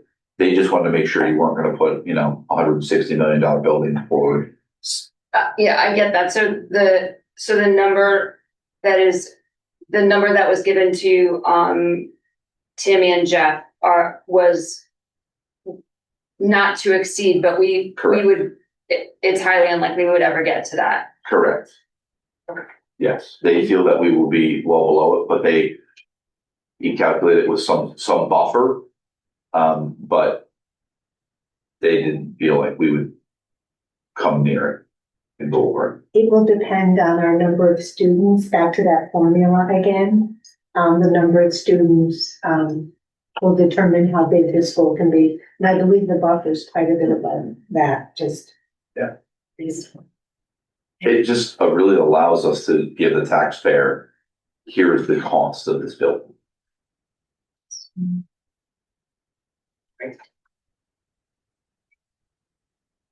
Okay, and then Sam mentioned something about the schedule. Oh, that's what you just That's talked the about, timeline, how yeah. we've changed Yep. things. And we'll be in Willington Day, so. Awesome. All right, next, we have some new information about kindergarten enrollment, which is always a bit of a surprise because we only have 2 sections of preschool in our district. And so that means we've got a lot of incoming kindergartners coming from all over the place. Yeah, and they work hard to figure out who's coming from where. This is just new information. So we currently have 41 enrolled. We just had one more yesterday. Came out of nowhere. We have 41 enrolled for next year. We have 4 waiver requests. We'll get to that when we get the policy review today. We planned for 28. 28 was the number that we based our information on for budgeting when we created 26-27 budget. That was the information that we had. What I'll tell you, and Lisa's over there, as are her kindergarten teachers, a kindergarten class of 20 students with no supports, or 21, is not ideal at all. And what I'll tell you is that, and I said this in the Board of Finance meeting the other night, is that the neighboring town, which is also a feeder to Ashford, or in Ashford, it's also a feeder to E.O. Smith. They have 13 or 14 per classroom with an additional adult in every class. So what we are offering in a class of 20 is, I will tell you, if you keep it at 20, and I'm probably going to get yelled at for this, you'll see teachers leave. What is our policy for kindergarten? There isn't your policy. Policy for kindergarten number. It's general. It doesn't stand. So what I'm going to recommend to you, because I just, the class of 20 in kindergarten is not realistic. Adding a teacher is going to cost you about $80,000. You don't have that. That's including salary and benefits. I'm going to recommend that you take next year's 3rd grade class. That is coming in at 40 students at this point. We had planned for 3 sections for that group. I believe that you should now make that group the 2 sections. A 3rd grade class of 20 is way different than a kindergarten class of 20. And that would just be moving a teacher from, a different grade down to kindergarten to make that 3rd section. The incoming group of 4th graders is 45. That's the other group you could consider. We are currently struggling with 21 in grade 4 right now, with the number of desks and space in those classrooms. A class of 22 or 23 in those rooms is just packed. So my suggestion is going to be that we change the number of sections in 3rd grade from 3 to 2. You increase class size there and you move an individual to kindergarten for a 3rd section.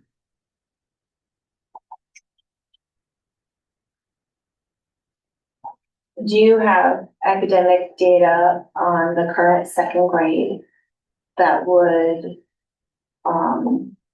I know there's numbers involved with the 3rd grades, but is there academic data for the current 2nd grade that would offer evidence that they will be successful and do not require an extensive amount of support? Presumably. I would say the supports that are already in place they're already there. And I don't necessarily want to label a class like high needs or low needs. I would say that group is typical of any grade level at center school. And if just like any grade level, if there are students identified with special education needs, those stay in place. They're targeted for that student, which means if there's push-in services, that special education teacher may go in during certain blocks and not others. If there's a one-to-one paraprofessional for a student who has behavioral needs, that person would still be there. They're there to help with that child, not necessarily the whole class. But I don't think that group in particular is any different than any other grade level in the building. I just think maturationally, 20 third graders versus 20 kindergartners is a very different level. Also, let's not forget, 20 kindergartners in August is very different than what 20 kindergartners would look like now. The other thing to note, and early childhood is my jam, but when you have so many students coming from other places, whether it be childcare or what have you, they haven't necessarily been identified. So you may be getting a group of students who need a lot of extra help, and perhaps families haven't had access to birth to 3 services or didn't go ahead and take advantage of those things. And so, that might be a lot of your day as a kindergarten teacher with a bunch of brand new students who just came to school for the first time, is understanding their needs and what special requirements they may have. Good. I didn't say too much about the waiver. Can I just speak to that real quick? Sure. Oh, yeah, is that included in the 41? That's additional. Okay. So we have 41 guaranteed. The 4 waivers, you have a policy in front of you tonight that allows, this is the final year that is allowed by the state. And basically what can occur is a parent can ask for a waiver if they are,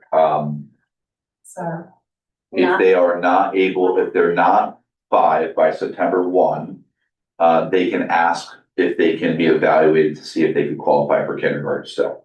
And so what that would require is the academic team at the elementary school would evaluate those 4 students and determine if they are maturationally ready, they have the skills to move into kindergarten early. If they all did, you would be at 45. If they all do not, you would be at 41. Percentage less this current year, 50% yes, 50% no, 60%. 60% yes. So it's a couple kids added on top of this that you'd be looking at classes 14. And I'm not sure if everyone is aware, but we use the EastCon rubric for determining the screening as our screening tool. That's what we decided to go with. So it's pretty comprehensive. It's very scientifically research based. The next year's 4th graders go to 5th year, the year after that, 5th grade, the year after that, they go to 2 anyways, correct? They're in 3. Go to 3. Yep. That goes to the middle school model. Yep. Remember. Yeah. When do you need this answer by? So, I mean, you have time. What I'll tell you is if I were a kindergarten, and I'm gonna be really blunt. If I were a kindergarten teacher and I saw you pondering whether I was gonna have a class of 20 or not, I would be preparing my resume.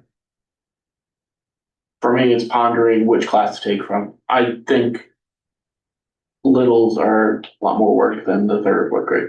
Yeah, I agree. I think if they know that you're willing to do it, it's just a matter of where it comes from. Because what I can't guarantee is, right, and I asked this question, I talked to school today, do you know of any move outs or move ins? And the answer is no, no guarantees. We have one, not at this grade level. If we did, I would report that out. We do not know of any. We could have 4 students move into a grade or 4 students move out of a grade. We've had that happen, and right before, in August, and then we're hiring another teacher. I think for me and for planning purposes, she also has to walk through this process to make sure if we have to move rooms, if we have to, do, work on new curriculum, we got to create new teams. people want to know those things. And she gets to sort out that part of the business. I do not engage in that. We have conversations, but, we try to get a volunteer to be willing to do that. And if not, we have the right to move a teacher into that position. It also have to be certified. Could we have parent volunteers in those classrooms at all to help offset? Yeah. Put it out in the community? Just thought. You mean in a class of 20? In the kindergarten. If you're saying it is a solution to a class of 20, it's just not the same. No, I'm just saying If you're in saying addition in to. general, I think in general across the In board, general. this is what matters, and speak up on this, folks in the, my admin team here. I truly think consistency matters. If I have to train a new person every single week, it's not worth the amount of time. True. If Tracy says, I will be here every Friday from 9 to 11, they're gonna go, here's what Tracy's in, hey, here's my pile, off you go, Tracy, she's gonna support, you're gonna help a group, you're gonna do a project, you plan accordingly. If it's a different person, we deal with this, so we have America Read tutors, they come in and they drop in, and oftentimes, because we don't know sometimes when they're coming, or who's gonna come, and then you plan something and they don't come, it just makes it really hard in the classroom to manage, and that's I see that in the library. Yeah. Well, it's also important to the kids because they start to make connections with those individuals, Mm-hmm.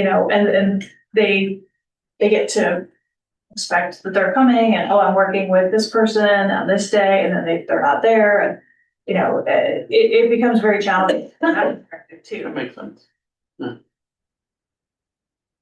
I'll show you what the scenario looks like in the budget, adding the kindergarten teacher. It's not good. The moving someone with a larger class size in third or fourth is. If we were to do that, it would be great to be able to check in on that class specifically, like we did with our conversation earlier in the year. Like if we did bringing third grade down to 2 classrooms, like maybe specifically checking in with the teachers and seeing if how things are going, because not that we're going to be in a different financial situation next year, but like, I think the checking in part is important. Yeah, I think they build that into what they do, and I also think they try and support, and I'll just give you a silly example, but sometimes it's like gold. I walk into a teacher's classroom and I can see, where they're at, it's having a hard day, it's, whatever it is, I'm working really hard. And instead of you going out to recess, I'm going to free you up for 20 minutes and let you gather, your next plan, take 20 minutes to do, review some data, whatever it is. That's kind of how when we see those things, it's just getting harder and harder to do that because we're losing the staff to do that. I hear what you're saying. I think because we're in this position to have to make these decisions, I feel like it's incumbent on us to then check in with the people who it affects. I understand what you're saying.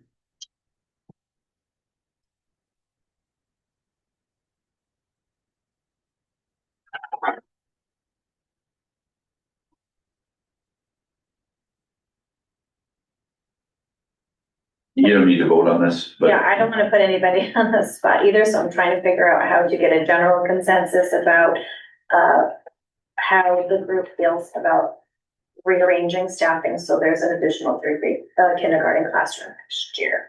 I don't personally feel you have a choice. I don't want to turn kids away.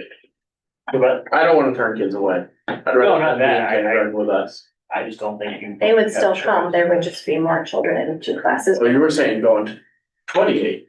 Well, that's a 4. No, we were expecting 28, Oh, I misunderstood. and now we have 41. Okay, so it's And not a it's turn only- away situation. May, Yeah. Yeah, that's true. so we could still get additional kids before Mm-hmm. August, because there have been years where we, in the middle of summer, get a report. Yeah. Correct. We have more and we need another teacher. Right. We can't even add a teacher right now, so I also remember conversations going way back when this is not a new conversation, where do we put a para in there, do we not? We can't even do that. Ashford has the same amount of kids with an extra adult. You have a child who comes in who has accidents. You've got a teacher, 15 kids in front of them, and a kid in the bathroom saying, I can't change my clothes, I can't deal with this. You do that with 20 versus 15, you're in an even bigger problem. And I have seen teachers who are veterans who've been in buildings like that, just after 3 days say, I can't do this, I'm leaving this district. That's after they've been in it for a few days. And now you have a substitute and transitions all over the place. So we make a decision now, which I think you're suggesting, and I'm just feeling frustrated by, the whole situation, because our hands are tied and need keeps increasing and, resources are not. Well, I'm hearing like general consensus. It sounds to me like, pre-kindergartens is something this group is for. And like you said, just having a little bit more conversation, understanding why relocating someone from the third grade team in particular, not necessarily that person, because it goes by seniority, et cetera. So it's not adding an additional teacher or salary, it's just relocating one of our staff members within the same building, mostly down to the kindergarten team, to be very clear. Correct. Okay. Yeah, that's right. Okay, so let's make sure that's straight up. What did you want to add? I just feel that we should just put out the understanding that that's the direction we're gonna go in, and then move someone or opt to move someone out of whatever particular grade at the appropriate time, because as you said, people may move in, they may move out. So third grade might be the option now, might not be the option 6 weeks from now. So I don't think committing to where that person is gonna come from is necessarily a tonight decision, but. Do we need to do it sooner though than the summer? Because I would imagine if someone's going from whatever grade to kindergarten, that's a jump that they would need to prepare for. We start planning right away. If you just give me the nod tonight, like, hey, you need to do 3 sections in kindergarten. She'll start doing her work to see what that looks like from a certification standpoint, who's the right person. She'll approach them and try and talk them into it. But she's also balancing teams. She's also looking at making strong teams and who can work together. Is there anybody with kindergarten experience? We look at all of those things. It may result in a double move. It's not necessarily a seniority thing. Because what's within the building, it may turn out that the right move, and this is not happening. I'm just giving you a wild example. It may turn out that a kindergarten teacher loops to first grade with their class, and then 2 new people come down to kindergarten. That can happen. But we weigh a lot of things when we start talking about doing something like that, especially when, again, small district, we spent all this time. I'm now a 2nd grade teacher. I spent all this time on 2nd grade curriculum, and now I'm going to kindergarten. I got to learn that new program. We also take that, and that's why the decision on the earlier side matters. Might we have to pivot if we get a bunch of move-ins? Yep. But we want to prepare as soon as we can. That's something for me where I would say, okay, we're prepared for it. We know who that kindergarten teacher is going to be. They're coming down to kindergarten for the first time. I'm going to give that person some summer hours if they want them. I'm going to bring in for professional development. They can work with our coaches. They can work with other kindergarten team members just to get through, like, hey, what's the first 6, 8, 10, 12 weeks look like, to make sure they're successful in that. That's how we plan for transition.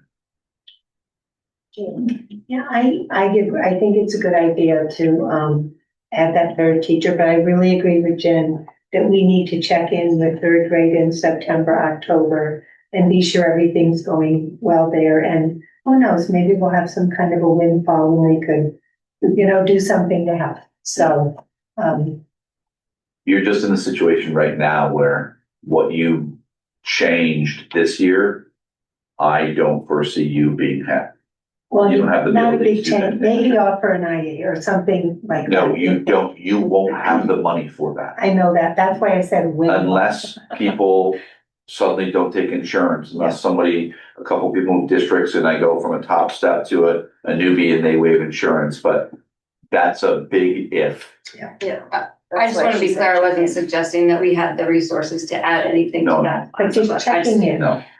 No, I was taking your point as, just make sure they're checking in. Your point is publicly here as the Board of Ed, making sure you have a conversation to know how things are going in that grade level. Is that correct? Okay.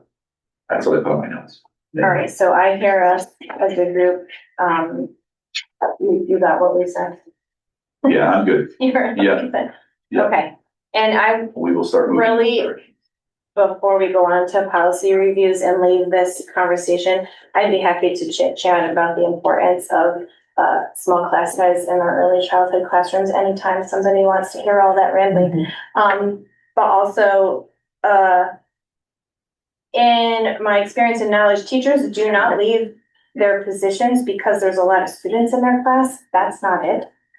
It has to do with other things like pressures from the state that are not, that are unmanageable when you have a large group of little people with a variety of needs and not enough support. And they're coming from a variety of backgrounds and expectations from their home lives that educator has to help them navigate, adjust, and manage. Also, I really have to say that our current kindergarten team can manage this group of 40 plus.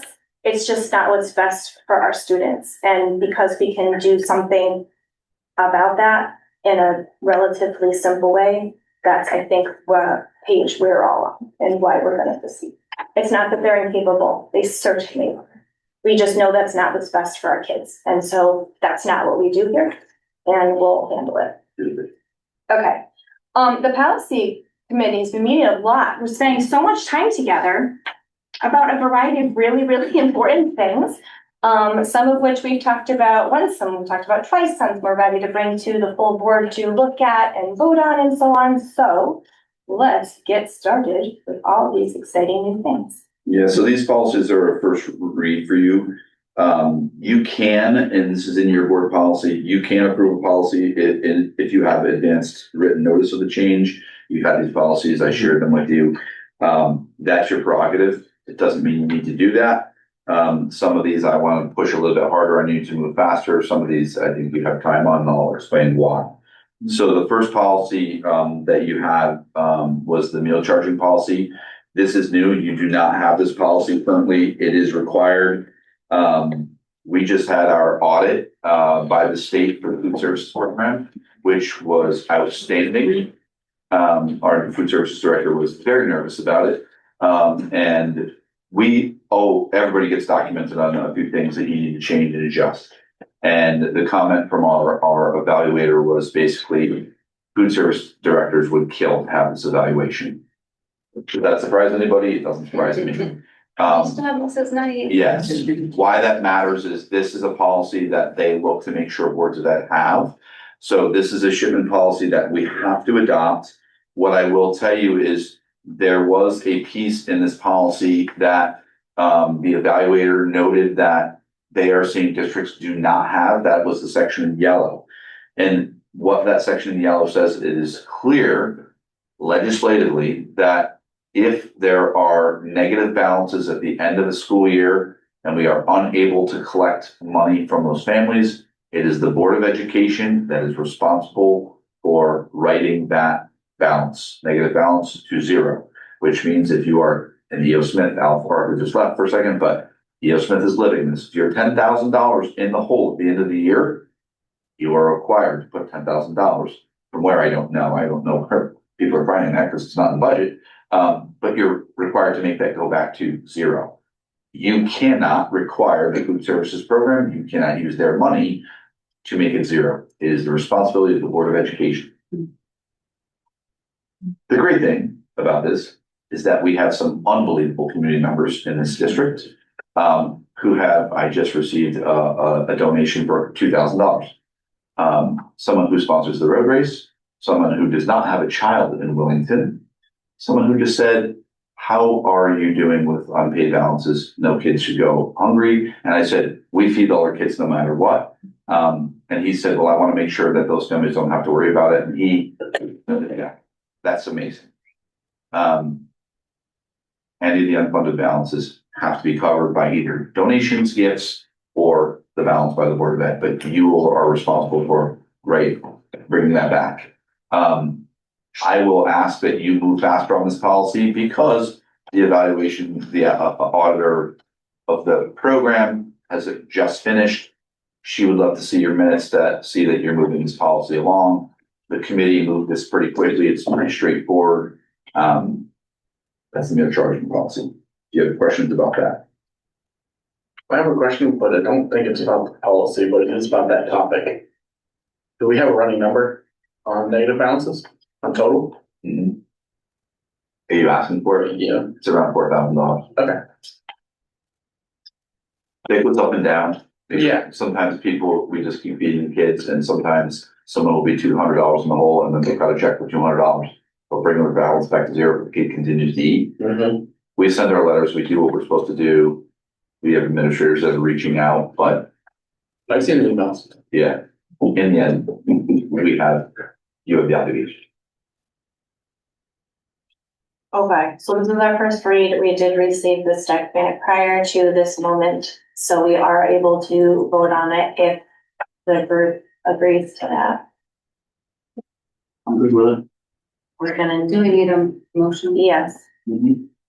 I move that the board approve policy 3008 meal charging. Yeah, perfect. Seconded. Any other discussion? All right, Sam, make sure you can unmute when it's your turn. Tracy? Yes. Arthur? Aye. Aye, for me, Anne? Yes. Jen? Yes. John? Aye. Sam? Yes. Thank you. All right, motion has passed. Thank you very much. We now have an official 3008 policy. And thank you to the community members who have donated towards that balance. I appreciate it. All right, that's awesome. Thanks for caring for our kids. Okay, next we're going to talk about 5111, admission to the public schools at or before age 5. It is a new policy, and this I assume is coming from the new state laws about age category. Age, yeah. You have to be 5 by September 1st of that school year in order to begin kindergarten, if you don't know that. So last year, the same law existed, but you didn't have to adopt the policy because it was law. This year, the law states if you want to consider waivers, you have to have a board policy. We had people that knew the law, and October, we had people applying for waivers right away for the following year. So my suggestion will be to take this policy. It is only good for 1 year. This is totally separate than your ages of attendance policy, which is coming back.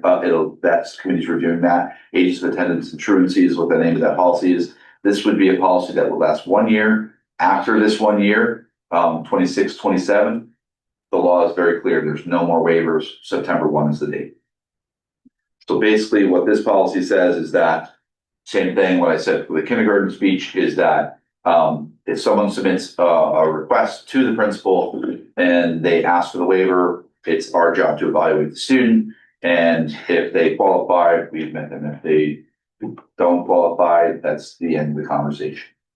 Is it written in the policy? I don't remember. If it is only for this year, does it say 26, 27? No, because it's the law. Basically what's going to happen at the end of this year, I'm going to give you this policy, just like another one you're going to see in front of you that's just black line. It's just going to say, that's it. Okay. It's gone. It'll just come up and everything will have a strike through. And then we vote to get rid of it. Correct. Okay. Can I ask Lisa a question? Yes. Lisa, do you feel this is a good thing to do? The waiver? For extending it 1 more year? I do, because I think there are some families that were caught unawares, and they do have some students. So right now, of the 4, 3 of them have September birthdays. And so it's really difficult when you're faced with okay, I, as a parent, feel like my child is more than ready. They really don't need another year of preschool. And unfortunately, there are some people in that position. And I mean, that's gonna be detrimental going forward, but I think it's really for those students that have much later birth dates. And those, I mean, I'm sure you can speak to this. Those are the students who Have a class full of unfortunately fur babies right now, actually. end up, right, unfortunately, they end up, they're a lot of times in intervention because they're just not ready. They're not academically ready. And sometimes we're able to see that in the screening process, which is why we adopt that, which is really why this whole thing came about. So I think for those students in particular, it's gonna make a lot more sense. For this year. Right, and then that's just in general. I mean, that's not a broad statement. Of course, somebody could have a birthday on, Christmas Eve or, New Year's Eve and still be ready. You just don't know. So that's why we have to go through this. It is a lengthy process. It takes a little bit of time. So it's important to have the team together and go through and really just kind of talk to each other, have conversations, talk to the parent. There's a parent questionnaire. It's not just cut and dry. It's a very, prolonged process. Can you confirm, even if you don't approve the policy and you just go, hey, we're going this direction, we want one more month to review, you want that nod, like, hey, we're moving in this direction to do this policy, so that way you can use your staff while they're still in school to do the evaluations. So there were parents that were aware that this was coming before the policy committee, and they were asking repeatedly, is this happening? Because, preschools are filling up fast, and they are taking deposits down for summer, for fall, and so people want to preserve their spot or not have to pay that money, and I certainly understand that. So I had told them, yes, that it was under review for the policy committee, and we have set a date tentatively for the students to come in for waiver screening. I think one of the things that I thought as a member of the policy committee, having, had the opportunity to talk about this, I think that particular point that you brought up, Lisa, the fact that there were a particular set of parents who were expecting their kids to be in kindergarten if, they went through the screening, and now they're kind of in limbo. I feel like I would like to just, I think we should just decide, in my opinion. I mean, I could just make a motion and make people go, but do it. Go for it. Go ahead, Jen. Yeah, why not? I don't know. We'll see what happens. My agenda got sleepy. I move that we approve policy 5111, admission to the public schools at or before age 5 for the year 20. You don't have to say here. Oh, thank God. All right. Second. Discussion further. Just one point of discussion for your discussion. Yep. You do have item G in here that says all requests for early admission must be submitted by Lisa Cushing. All requests for early admission must be submitted by. I need a date. You want me to give a date?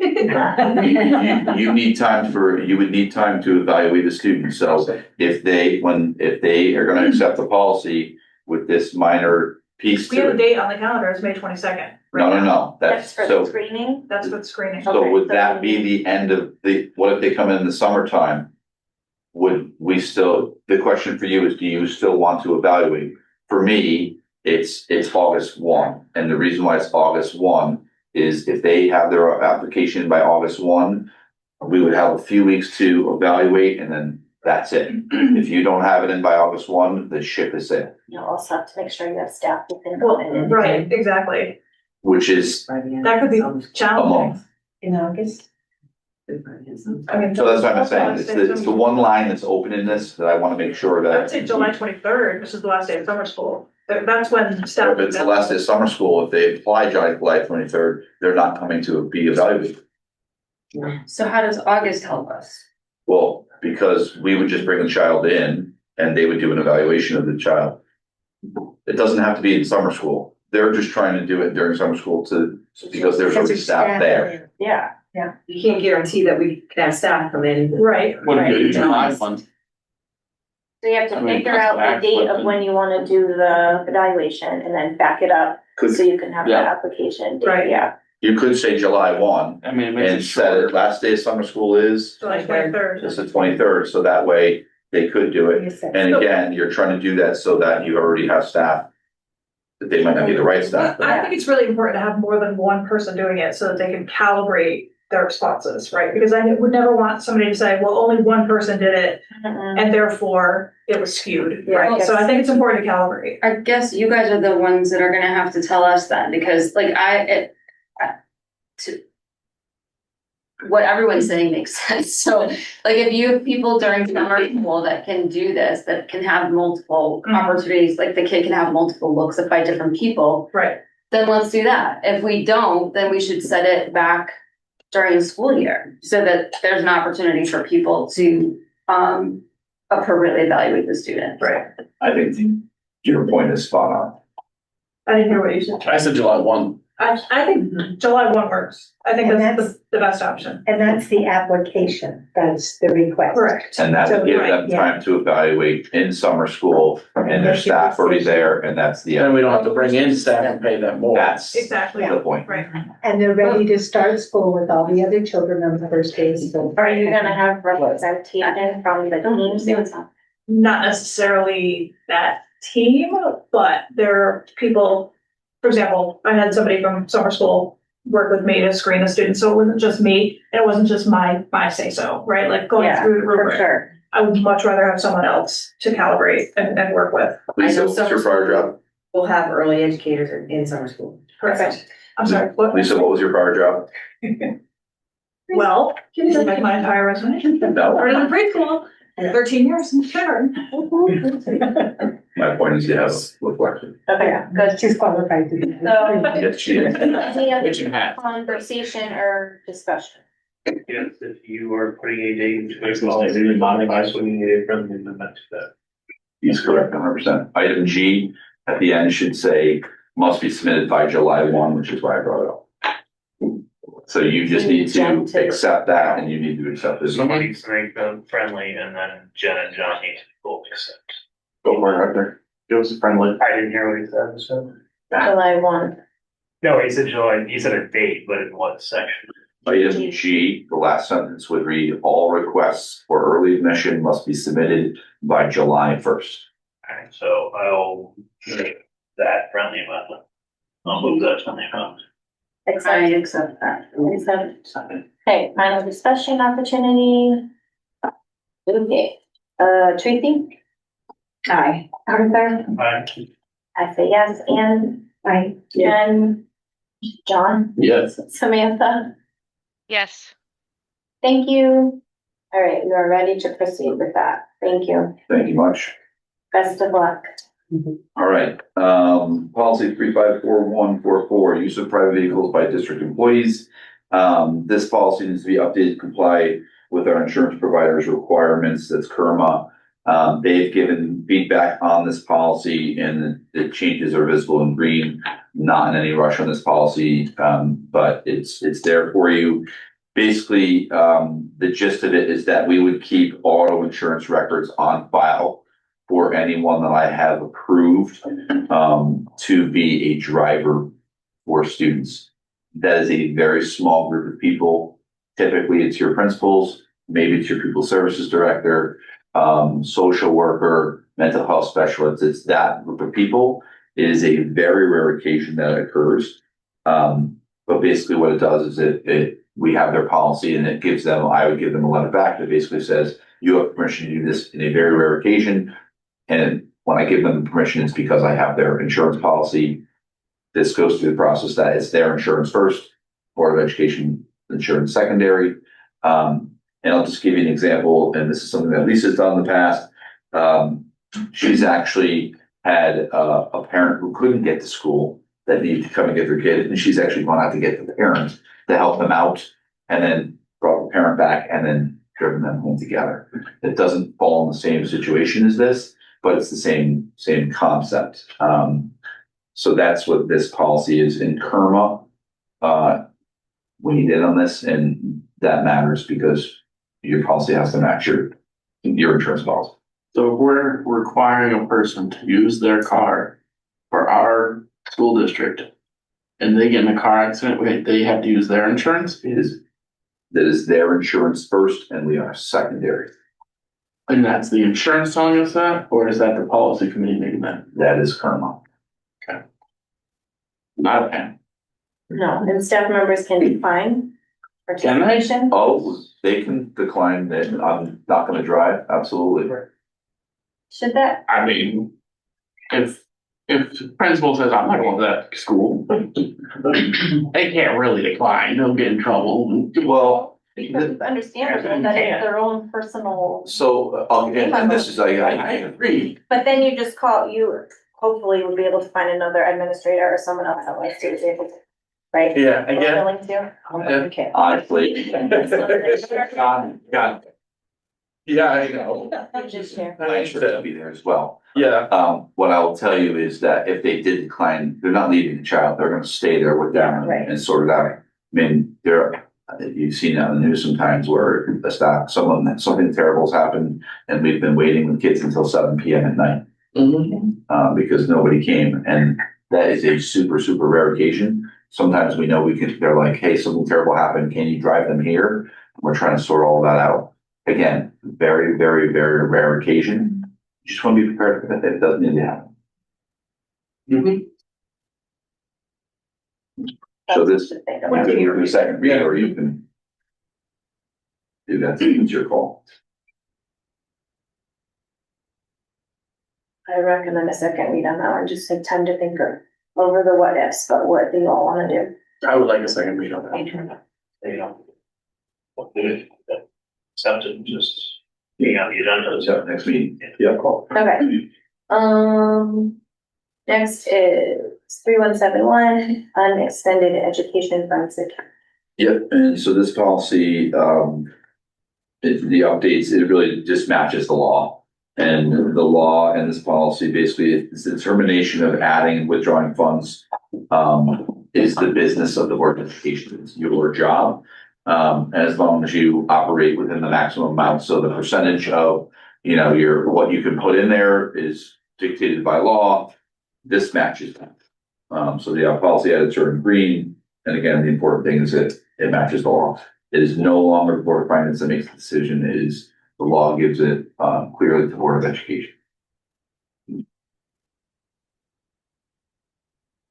So you Did can, everybody get that one? Mm-hmm. Okay, so we can hold or vote.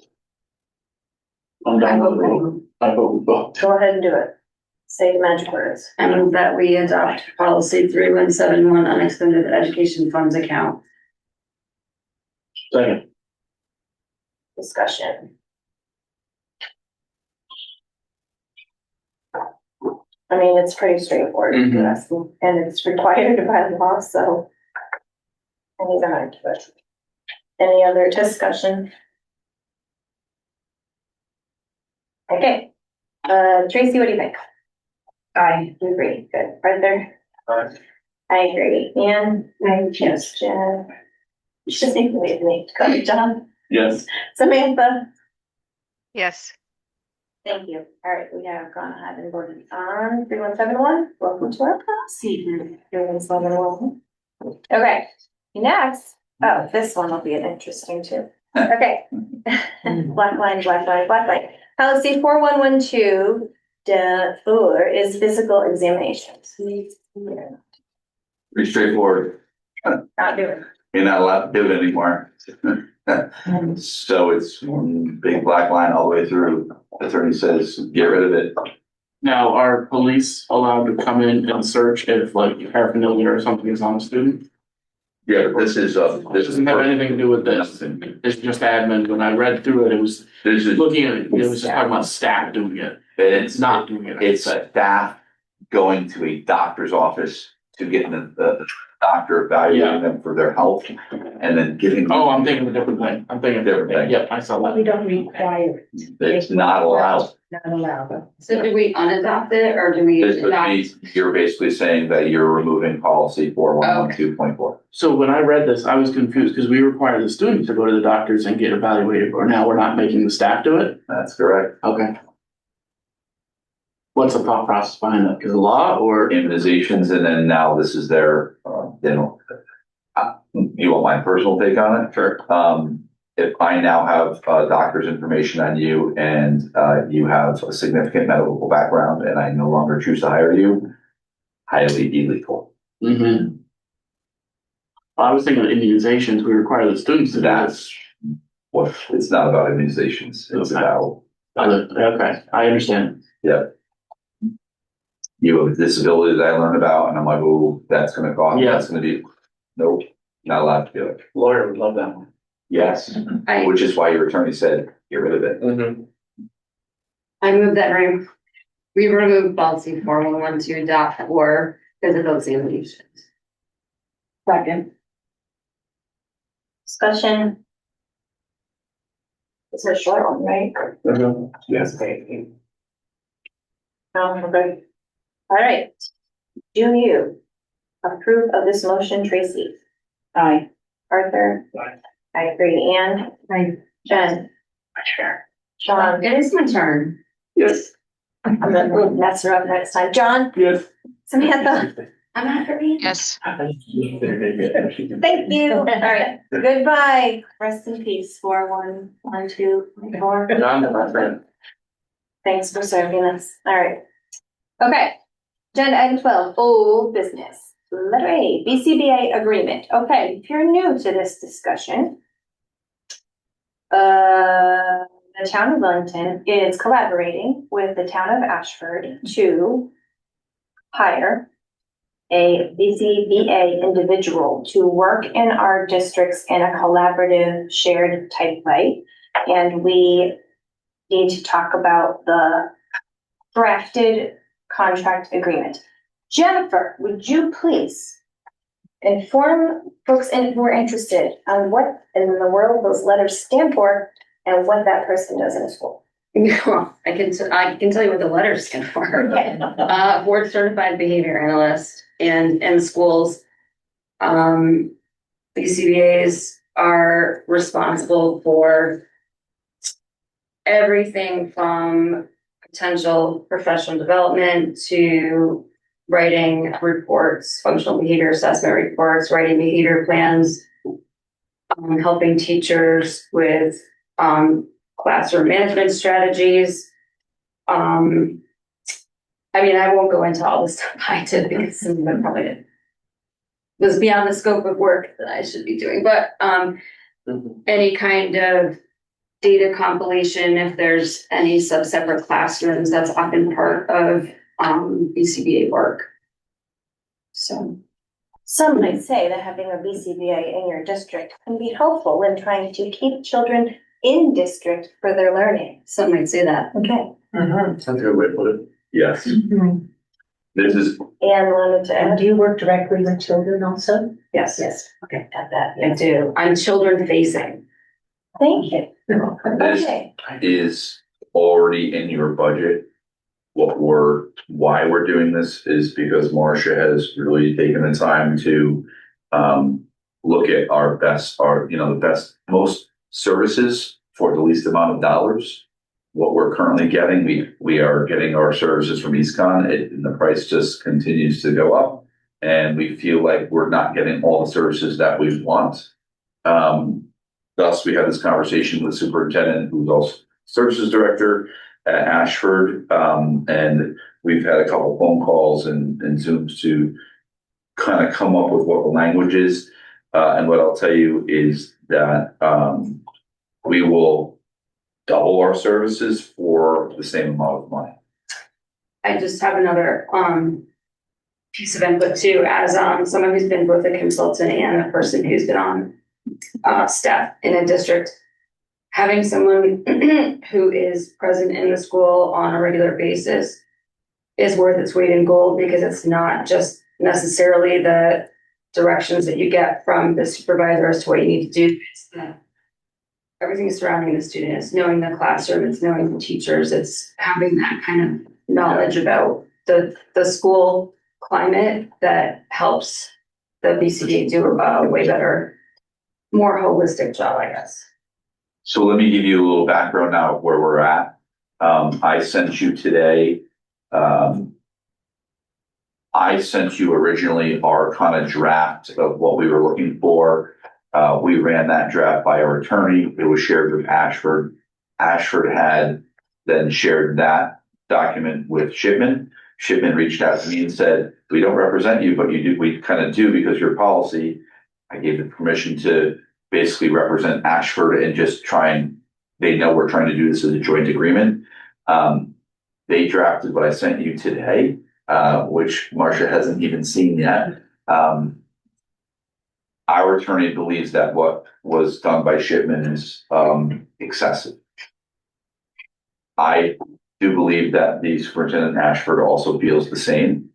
So we are now trying to work through the original document and the Shipman document to make sure, one, both boards are protected.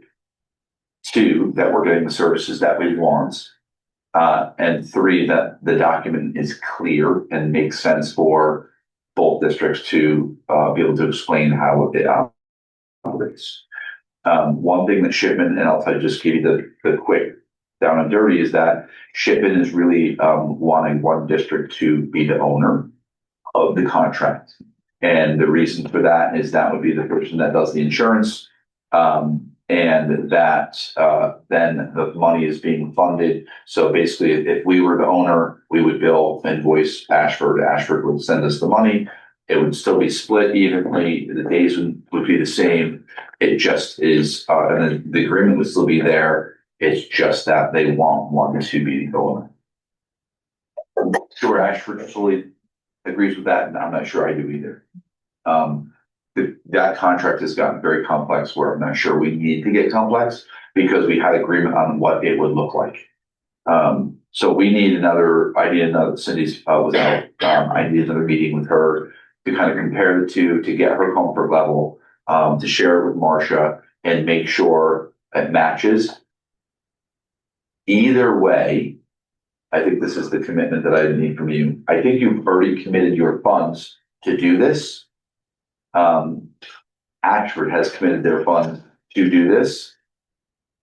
Worst case scenario is you still have a contract or you don't have a contract and we agree on hiring a person and they do 2 days a week and we do 2 days a week and share the third day.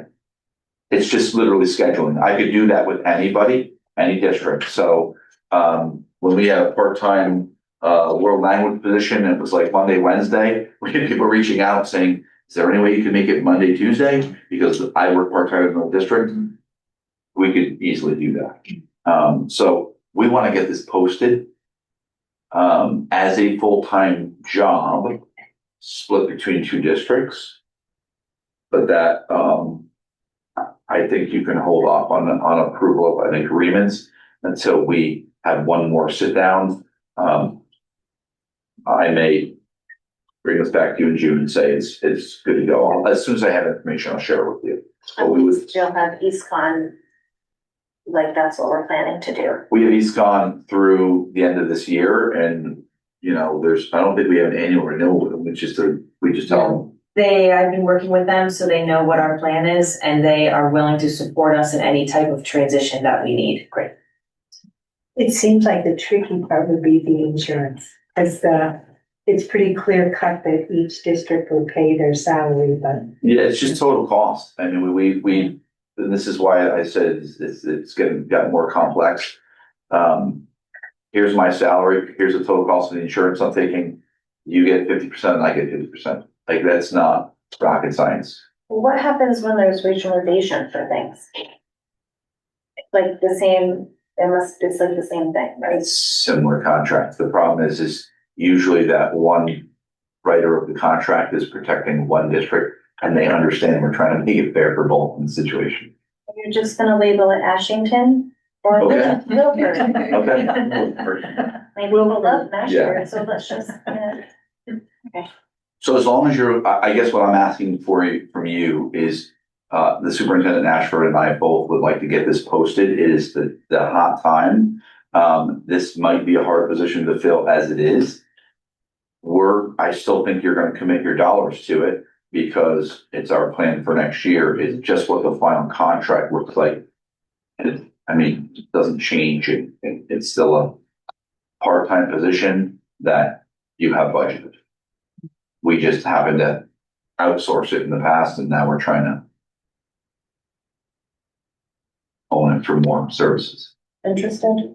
Yeah, keep moving forward. Okay. Do you know yet who would be participating in the hiring committee? We have a joint team that will put together and be both districts. Okay. Yep. We actually have people that have been paying volunteer. attention to the conversation too. You see volunteer? Yes. Okay. We actually have people that have been paying attention. We've had Whatever you people, want to read. in this situation, because it's a very different committee, meaning it's across districts, I don't think that's a bad thing. Typically, hiring falls on me, but I understand that, and especially with expertise. Yeah. But we need, it's because it's across boards. Yeah. Her board will not be involved. You decided that. No, they don't do anything with hiring. It is her. Oh. They don't even decide, if they want to do this position. She just shared it with them and said this will, again, things are different in every town. Or be a parent. Well, I'm technically a parent in the district, so, Yes. you know, Yes.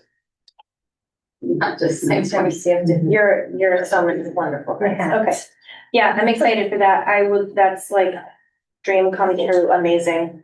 Well, Yeah. I really hope it works out. I need to find someone who's willing to do that because it's 2 districts, but it's also 3 schools. Mm-hmm. Right. We won't lose someone because they're full-time.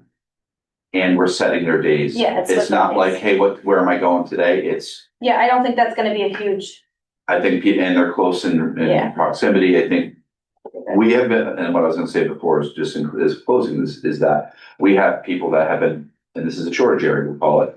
We have people that have been paying attention to this and have said, I will be applying, which is great.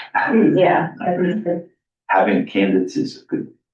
Awesome. You're gonna share a comparison document for your final contract. Oh, yeah, I'll share, once we get to what it is, I'll share the final document. Yeah.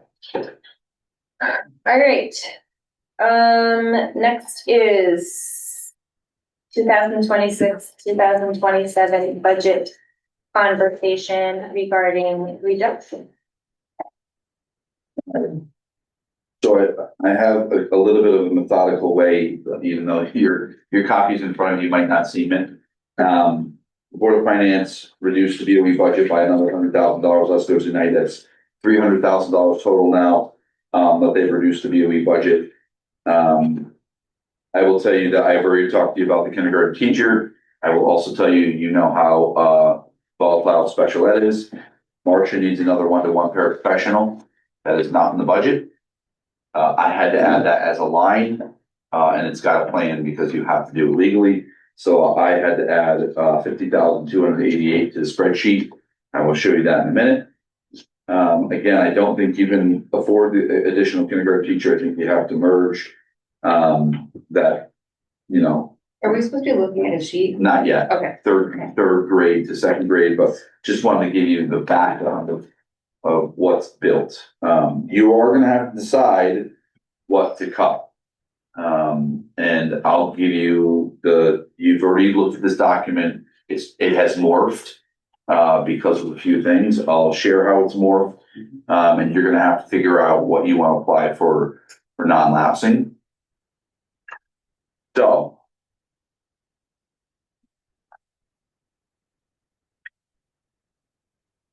First page that you're looking at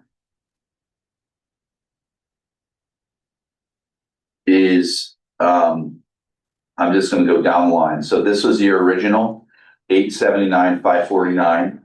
That was, insurance was at 32.4%. We were in 878. Insurance came down $192,000. We were 686. This is now an additional recommendation. So when you see that green box for non-lapsing, that is going to be a number that's going to change on your documents if I printed them right. Sometimes it's higher, sometimes it's lower. If you apply 53,000, that leaves you with about $108,000 left in your non-lapsing. Yes. Can you just tell me our student, like, I have two papers exactly. the same. 53,000. 53 and 3. The same thing? All have 50. Yeah, they're not labeled. Alright. So if you look at line 4, where it says non-lapsing fund additional offset, 53,786. Then I can probably do this if that helps. So that is the number that's gonna fluctuate. Okay, you could use all of your non-lapsing. I'm not gonna recommend that to you. You could use a larger portion of your non-lapsing, you can use a smaller portion of your non-lapsing. That is a determination for you in your comfort levels.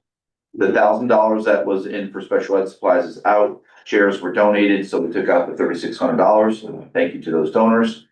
You approved the waiver for the administrators if they, to waive insurance. We have 2 additional waivers now for insurance. It saved you $41,000. That's the $40,956. That is new out of the budget now. It brings it down to a 591. The 20,000 Chromebooks comes out, 6,000 library books, 3,500 of those library books at center, and district supplies is $9,714. That is about 10% out of all district supply lines, including the superintendent's supply line. That brings you down to a 551. I took out my raise, which was put in there. It brings it down to a 549. This is now the addition. Line 14, 1 pair needed. This says 3 kindergarten, 2 sections, a third, so there's no additional teacher that's budgeted in. So the pair costs $50,228. That is at the bottom step for hiring a paraprofessional with family benefits. That's what that number is.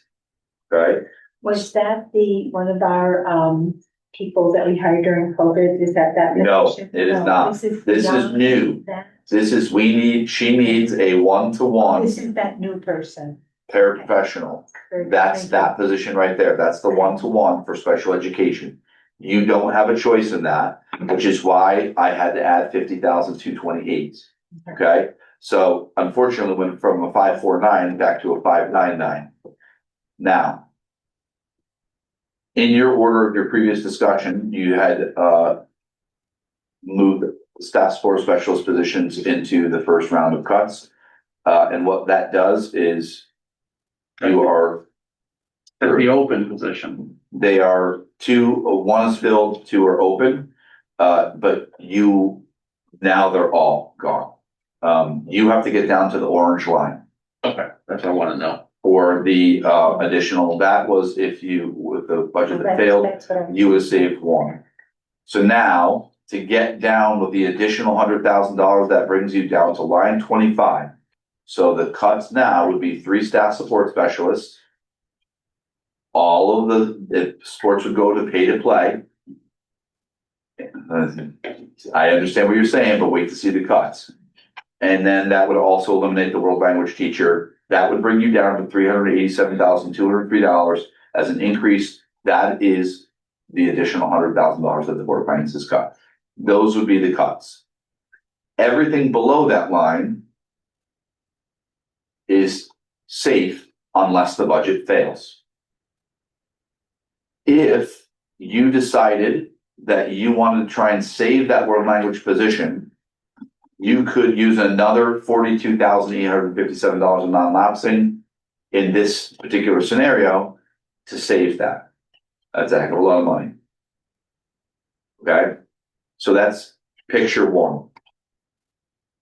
Picture 2 is now the non-lapsing box that says $72,925. Sorry, going back. Oh, I missed one. My fault.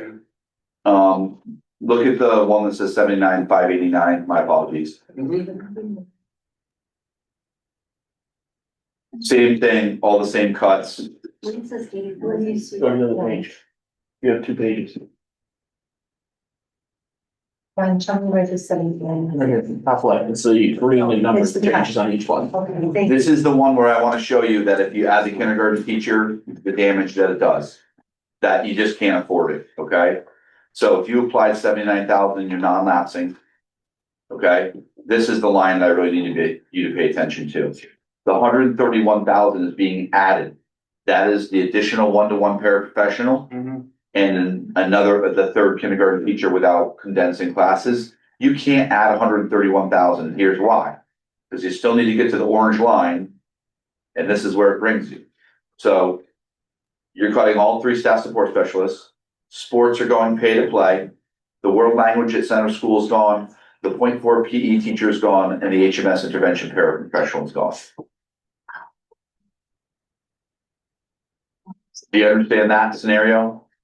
That is just not affordable. Not a scenario. Thank you, not a scenario. You cannot add another teacher. No. Yeah, go for it. Yeah, I just want. I'm just curious as to why we're seeing that, like Because I want you to show it, when you get complaints from parents that say, why don't you just hire another teacher? Hire a kindergarten teacher and keep my 3rd or 4th grade class in 3 sections. Oh, got it. You now have the understanding of what it does. It eliminates 3 other positions. And I'm gonna tell you, in this scenario, their schedules are trashed. Because you don't have a world language teacher in the elementary school, you don't have the .4, you only have 1.0 at the middle school, and you don't have an intervention paraeducator at Hall who has a full caseload. So now, the next one is if I took and applied half of your non-lapsing, 80,500. Hope you have that scenario. Okay. If you apply the 80,500, here's the 1 para again. All 3 staff support specialists are gone. Sports are gone. And the world language teacher is gone. You could consider, this is where if you add $17,000 more, you save her, that position, that program. It's not just a person, it is a program. So if you applied 80,500, the world language program is gone. If you added the additional 17, you could save that program. And it basically just moves this cut just above that line. It's a lot to consider. I know there's a lot of moving parts in this. I think that's a good way to look at it though, by giving some different scenarios using the non-lapsing. I think that's a good approach and it's helpful. Are we allowed to ask questions that don't have anything to do with what you have presented to us, or is that we just have to stick to this? Does it have the budget? You can ask Yes. anything you want. Yeah. Perhaps I'm just ignorant and don't understand this stuff, which is totally fine. I'm willing to be corrected, but I don't understand why we're not talking at least in the mix about the CIP school line. Because it's not yours to control. It's under Forest Law. I understand we're not in charge of it. I do understand that, but I feel like we should be having some kind of a conversation about that, as a board advocating for that or not. I don't know. This is awful. And I don't know how we as a board, I as a member of this board can't sit here and see this happening and not scream from the rooftops about it. And I just think that I need some direction as to what I should do about this situation that I'm having right now. I know what you're talking about, but I'm always mindful that we might have people just joining us now. That's why I ask people to repeat stuff that we already know a lot of the time. Can you explain what is this bunch of money that you're talking about? Or, you know what I mean? We know what you mean. So my theory is that we have set aside as taxpayers this money in capital improvement to fund school projects, to fund a potential new school project. And we did that as kind of a shock absorber, is what people call it, for lack of a better term, to minimize the impact on taxpayers if there's a big fund or a big project that involves the schools. So I don't have, is it like 3 million? So, Three. would you like me to jump in since this is one of my pet peeves? Go right ahead. So this was not an edict from us, this was an edict from the Board of Finance. I need to make that very clear. We had no say in what they decided to do. They decided to put away $1 million a year, 5 years, for potential school project or potential school repairs. That $1 million remained untouched for year one, was opted to be moved up to 1.5 million for year two, was cut down to 1.375 in year two, and was subsequently slashed to 600,000 in year three. So we barely have over 300,000 or 3 million after 3 years. So we're on the track that we're on. And I believe they already pulled 100,000 from that. I think it's 100,000 so far. This, yeah. This prior to the failed referendum. The reason that we can't do anything about it is because what was voted on and decided at Board of Finance was the split of the reduction came $100,000 to us, 70-something thousand dollars in Board of Selectmen, and then $100,000 out of the general fund. So we can't just say, pull it out of school savings because it's in CIP, which you know, which is under Board of Selectmen. And at this point in the process, this is where I'm unclear because we do have a town meeting about it. But it's not a public hearing, so I don't think it can be changed. I think the town meeting is only whether or not you can move it to referendum. So at this point in the process, it's too late. That's kind of where we are because we can't change, and Board of Selectmen is meeting tomorrow or Wednesday. Tomorrow to call the town meeting. So it's too far along to go back and say, can you move more to Board of Selectmen with the understanding that they're going to pull it from the savings that was for the school project? Unfortunately, the only thing you could do is send a communication tomorrow saying you reviewed the cuts that you would have to make. The communication would be to the Board of Selectmen, and they would have to be agreeable to it to then ask the Board of Finance to have another meeting to reconsider prior to that meeting, the referendum being called. That in their if they were to reconsider it, that's where they could address it. Not call the town meeting then. That is correct. Board of Finance meeting. Yeah, right, you restart. Then they would have to call a meeting, which then wouldn't happen until Board of Finance would happen until next week. Becker, do you know how much is budgeted to go into CIP in that fund next year in this 26? $1 million a year, so they didn't agree on the escalator, so it's $1 million a year. So it is $1 million. This is year 4, next year is the last year of that agreement. Well, we have precedent that in the past few years, they have cut some of that. And they got a lot of it last year. Yeah, so it maybe if we suggested it this year, based on the precedent of using it other years. I just want to, because there's, people watching and this is going to be all over everywhere. I just want to make sure that I understand that that's an important thing that has happened. We have this money and it's going to do a lot to alleviate the tax impact on the town from any potential school project. This is dire, and whether people realize it or not, the cuts that we're talking about are going to make school even more challenging for teachers and for students. And that is not what we are about. We operate on a bare bones budget as it is, and our budgets are needs-based, whether that's a popular opinion or not. So the fact that we're now having to reduce it even more is I just can't. I can't do it. I can't. So I'm trying to be a team player. I'm trying to understand the kind of the winds and how they're shifting. To have spent like an excessive amount of time talking about whether we can move, rob Peter to pay Paul as far as staffing our schools, and then have this further conversation about more people that we need to not have with us anymore.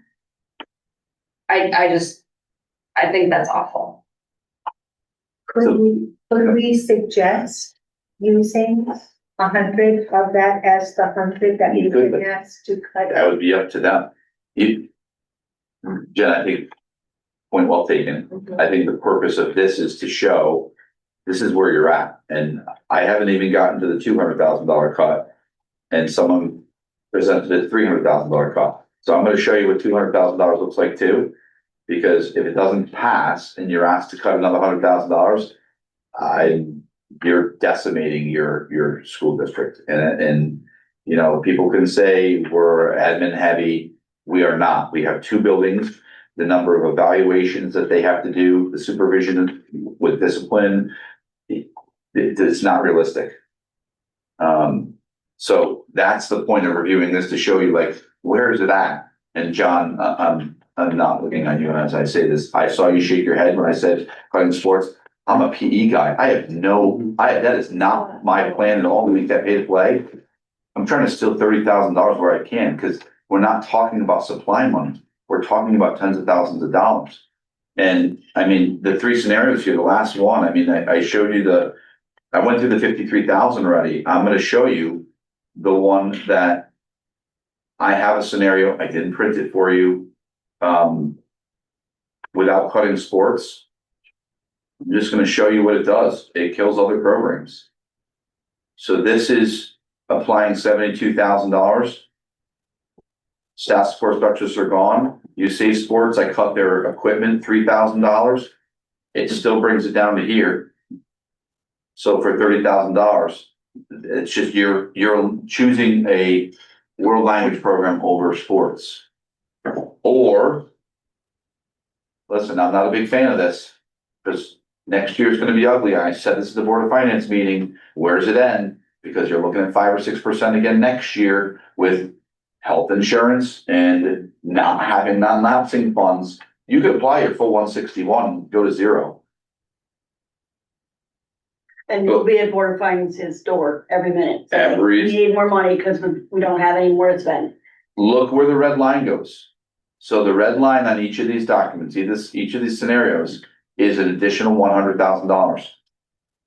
So the only thing that survives in this scenario, where you put, applied 53 and saved 110, and again, I'm not advocating for this, everything you lost, your 3 staff support specialists, sports or pay to play, world language, PE, intervention, and library paraeducator.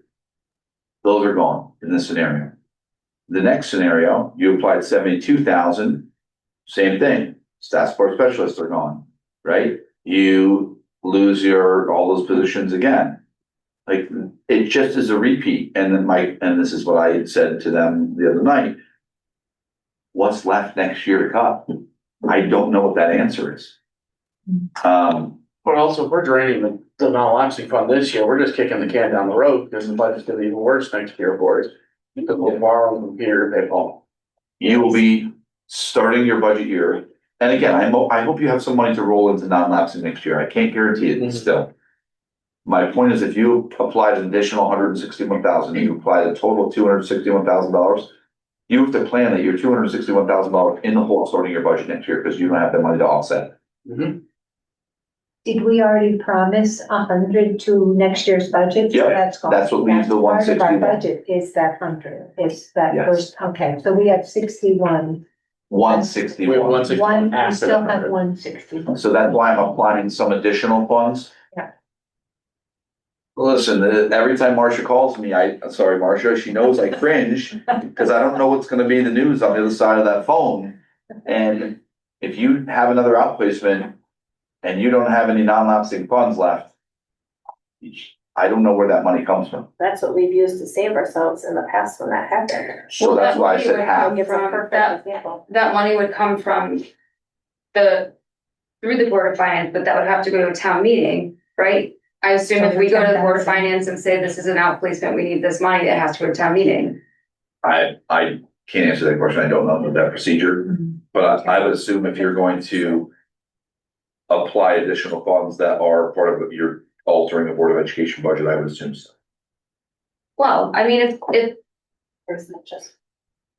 I think that's an important thing to find out, because if we go if we drain our non-lapsing fund and then, because then the town's gonna find out for real that this is mandated. Like we've just paid for it because that's what we have our, whatever, savings account for. We freeze the budget. We also freeze the budget. Unexpected, outplacements and expenses like that. So if that's not existent anymore, then we will be totally reliant on the town pretty immediately to foot that bill. And if it falls solely on the Board of Finance, that's because then if it does have to go to town meeting and the town meeting does not pass it, then we're back in the same position that we are in right now. How does it work for a contract freeze for 1 year? And would They that have be to agree to it. They have to agree to it? Oh, yeah, they have to agree to it.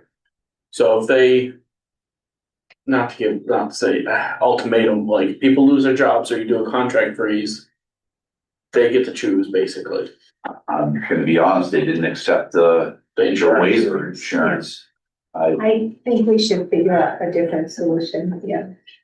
I think we're gonna lose staff if we start doing that because True. we are in a district that does, Iffy. I don't think we have the highest paying Mhm. salaries in areas, and if they wanna get a higher salary, all they have to do is go across the river. Mhm. You might lose that They didn't have either to go way. that far, yeah. It might not be a choice.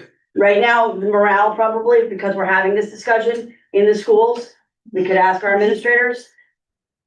Cause I work in a school, it's getting lower all the time. Oh, yeah. Because this All conversation districts is are- happening and the numbers of how many people came out to vote versus how many are in our town, when we're talking about very dire situations for voters, and there's time to vote ahead of time, so it's not as if you have to be there that day. Our numbers were good, but they could be a whole lot better, and I'm guaranteeing there's a lot of people who sat at home and said, somebody else is gonna vote for me, so it's okay. So I'm not gonna go, and now we have to pay for another referendum and get people to come out a second time outside of the well, we already did this, so why do we have to do this again, would be some people's thoughts. They won't know to expect it to happen again. And that's frustrating. And there's talk that we could have to have it a third or fourth or fifth, because that's happened in towns around here.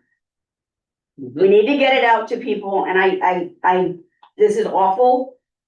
But in my head, one of the thoughts comes here, or we make people pay to play. Those parents who have to pay to have their kids go to school, pay to play sports, might think more when it's time to come to vote, whether they should go to the polls or not. And I'm not saying, I'm a parent too. When I was younger, I didn't have as much investment in what we're doing. You can't have that choice anymore because we are very divided. If you look at those numbers, some of them were pretty close, less than 50, or I don't know, I'm not a math person. Some were bigger, depending on which budget you were looking at. But it's very divided town, and everybody needs to have their voice and come out and say what they need to say. So please vote in the next referendum if you are listening to this or reading these minutes, because your vote counts. And every vote counts, because it gets real close. Ask Arthur, he's only sitting here because of a couple votes. And I'm not saying that you're not only sitting here because of a couple votes, but if you went to a referendum because it was, a second vote because it was tied. We're happy to have you here. Don't take me that answer wrong, but in a small town, every vote counts. I'm sorry for that ramble, because I think I went into many different directions. I don't know if you saw the voter stats. Thank you. Did you look at them? I was just gonna bring it up. Yeah, sure. It was 40 to 50 started to tick up, and 50 plus. Regarding the age Yeah, category, it that's what didn't you say how they voted. It just says the number of voters from 19 years old to 50 was very low. So that's our parents that are not coming to the polls. That's the parents from. Yeah, the largest age category, I think, was 60 to 70. And I don't know how Sky that high. weighs out.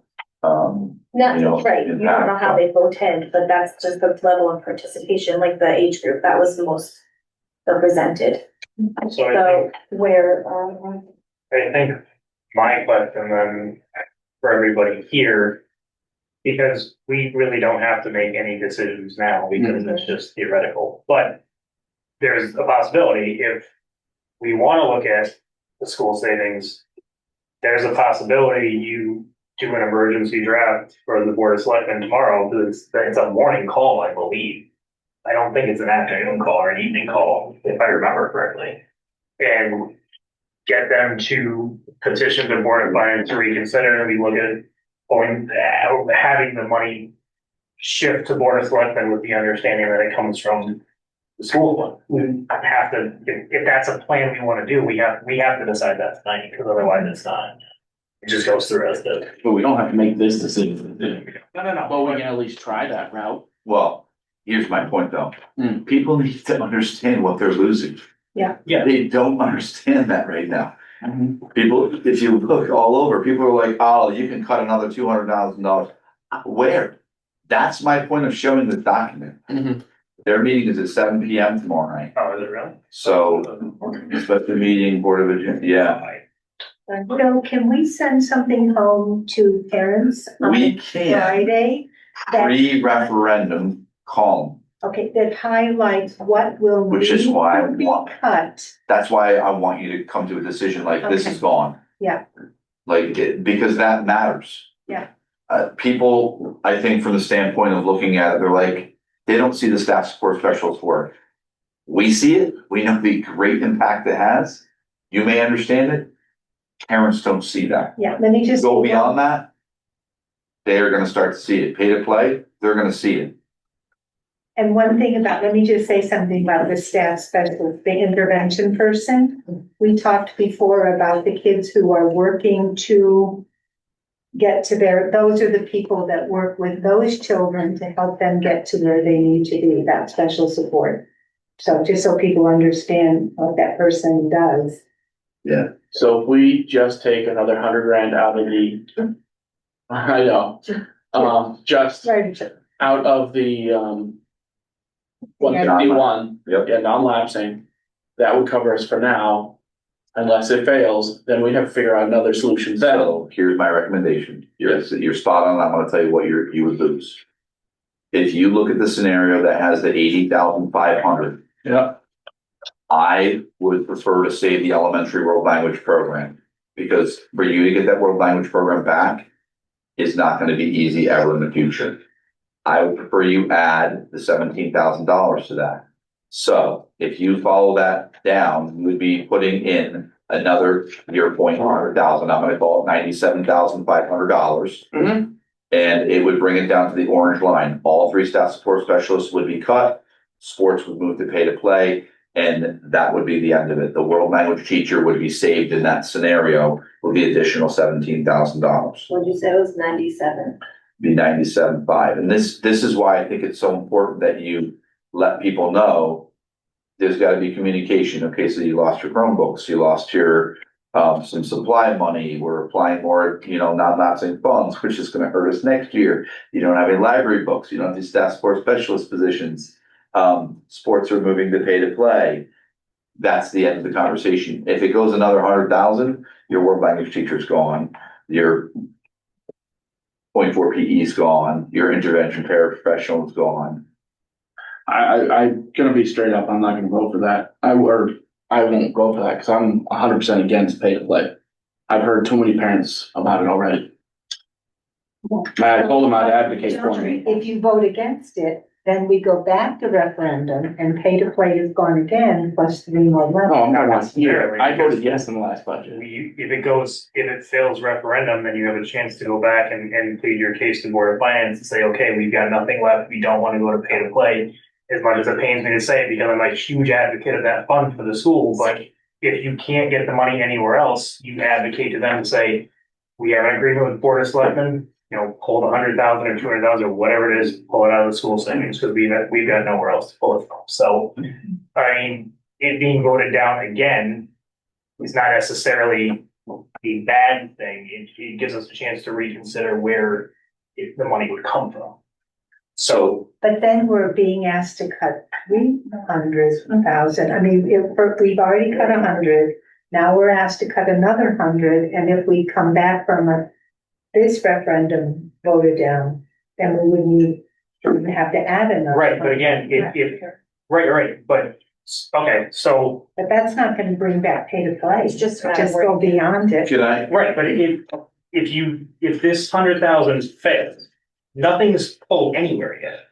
So if another 100,000 comes through from wherever, again, we get asked to shift that money, so that 200,000 doesn't actually come from our budget, it would come from the savings. So it actually saves a lot more than it does harm. It is what I'm saying. I understand what you're saying, but nothing's actually done yet. So this is all just shifting numbers right now. So I think there's that presupposes some stuff, which, I mean, I think this budget is terrible in the first place. I think there's the things that are left are not what we would advocate for as a Board of Education for our students. So I don't want the budget to fail, and I voted for the first budget. And so I think the emergency in my mind route would be to talk to the Board of Selectmen and see if there's a path within the next 24 hours to figure that out.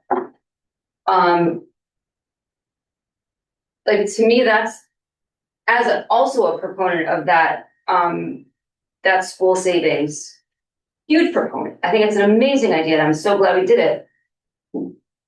The school is hopefully going to, whatever some school project is going to come to fruition. And with our reimbursement rate, I'm hoping that those things will come together and not have as much of a tax impact as it was originally thought. That all feeds into the decision-making process in my mind. So, I mean, I think this is the emergency. We need to talk. I wish I had just beat this drum earlier, but unfortunately here we are, so. can I make a suggestion? If you are feeling, and I'm hearing multiple people feel strongly about the sports, I think you make a commitment and you can say, we're gonna save it. If it fails, that's next. And this is what it would look like. If you lose 3 positions in this scenario. If you applied the 80,500 that's already there. If you applied another, this is all non-lapsing, by the way. You applied 33,174, another, that is the cost of the athletics program. And what was that number? 33,174. And if you applied 17,000, that would save the world language position, that program. You would be putting another $130,674 of non-lapsing funds to offset the budget. You would lose all 3 staff support specialist positions. Mm-hmm. But with the understanding that if that budget fails, Back again. there's no way you're not. Unless we can convince them to go from It's kind of a dual path, right? You're trying to do that at the same time, but because I said my estimate was between 2 and 4 positions, it's 3 at this point in time in this scenario. The challenge of this is you would have about $30,000 in your non-lapsing fund. Without any potential money from this year yet. Well, and whatever, if you had something from this year to save you. Mm-hmm. I will tell you, you will not have $230,000 to offset your budget next year. Nope. But we believe we're gonna be free and clear. We'll be looking at 6 outplacements after, and we build the next budget, which that savings brings it down some. And if you had $100,000 left, the gap shrinks, but again, your buffer in non-lapsing goes back to nothing. So what did you say the total to take out of non-lapsing with that plan? So I'll explain it again. So the 80,500 that's in the line. The 33, and actually, let me just share this because it'll be easier.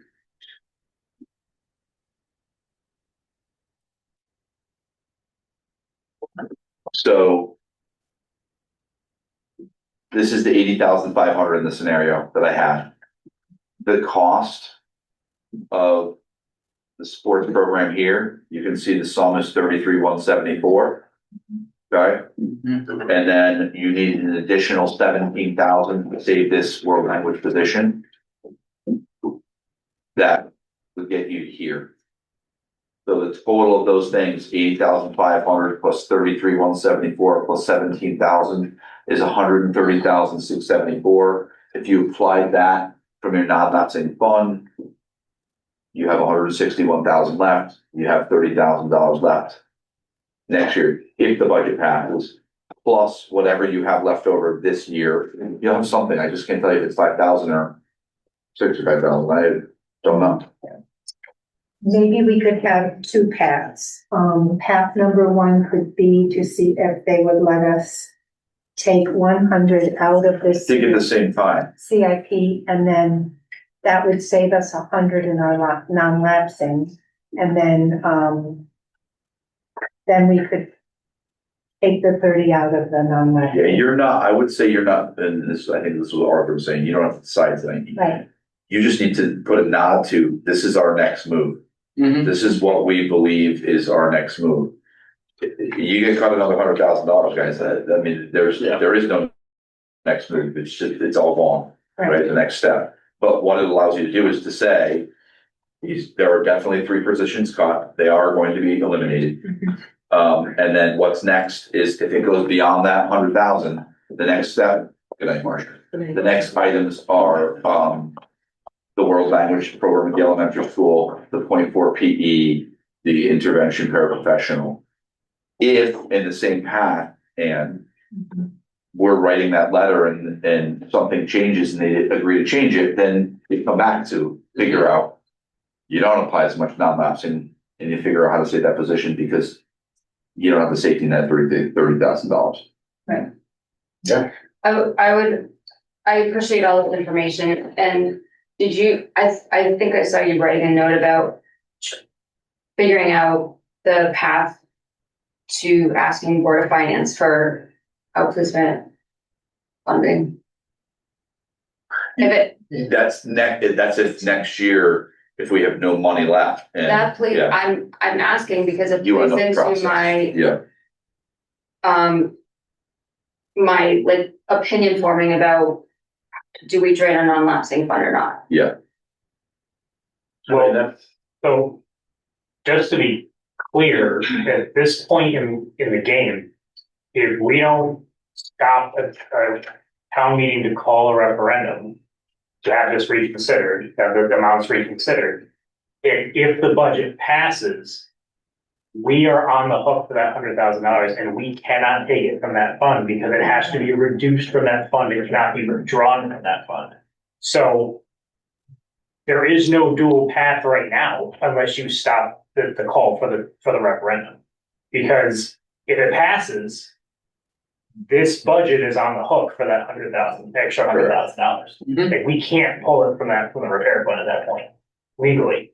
I'm just putting that out there. Yeah, what word did you say? Reduced from it? It has to be reduced. It has to be reduced from the future CIP budget and not withdrawn. From the existing account.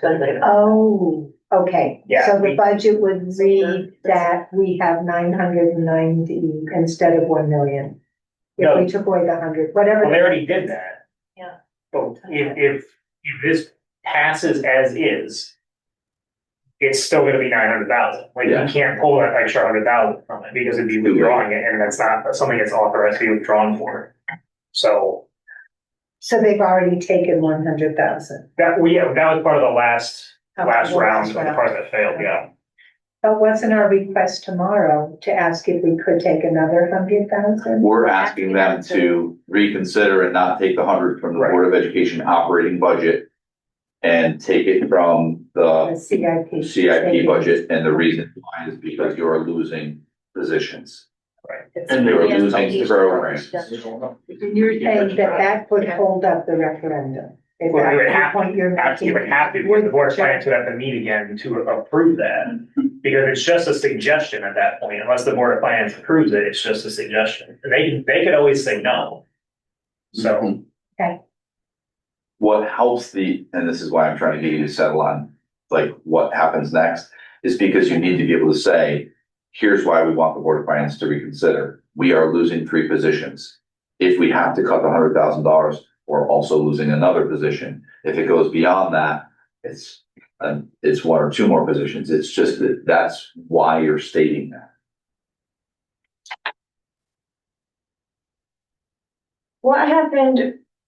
I'm not remembering this correctly. One time we were basically reimbursed for repairs. Right? How did that happen? From the board? Because we were having a tough budget year and I wanted to scrape together every dollar. So I said, I think it was like $15,000. We requested that though they access the repair money.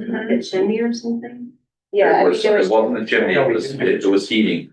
It was heating and cooling. Going to. Heating. It was, unit ventilators, I think, repairs. And we ended up going to town meeting and it was approved at town meeting, and then we got the money back and they paid for that, and then that money came back into your budget because the account was paid for. Cool, so we need $50,000 out of that fund to reimburse ourselves for all those repairs. And then, we're gonna have some order of them lapsing. I know you're kind of saying that.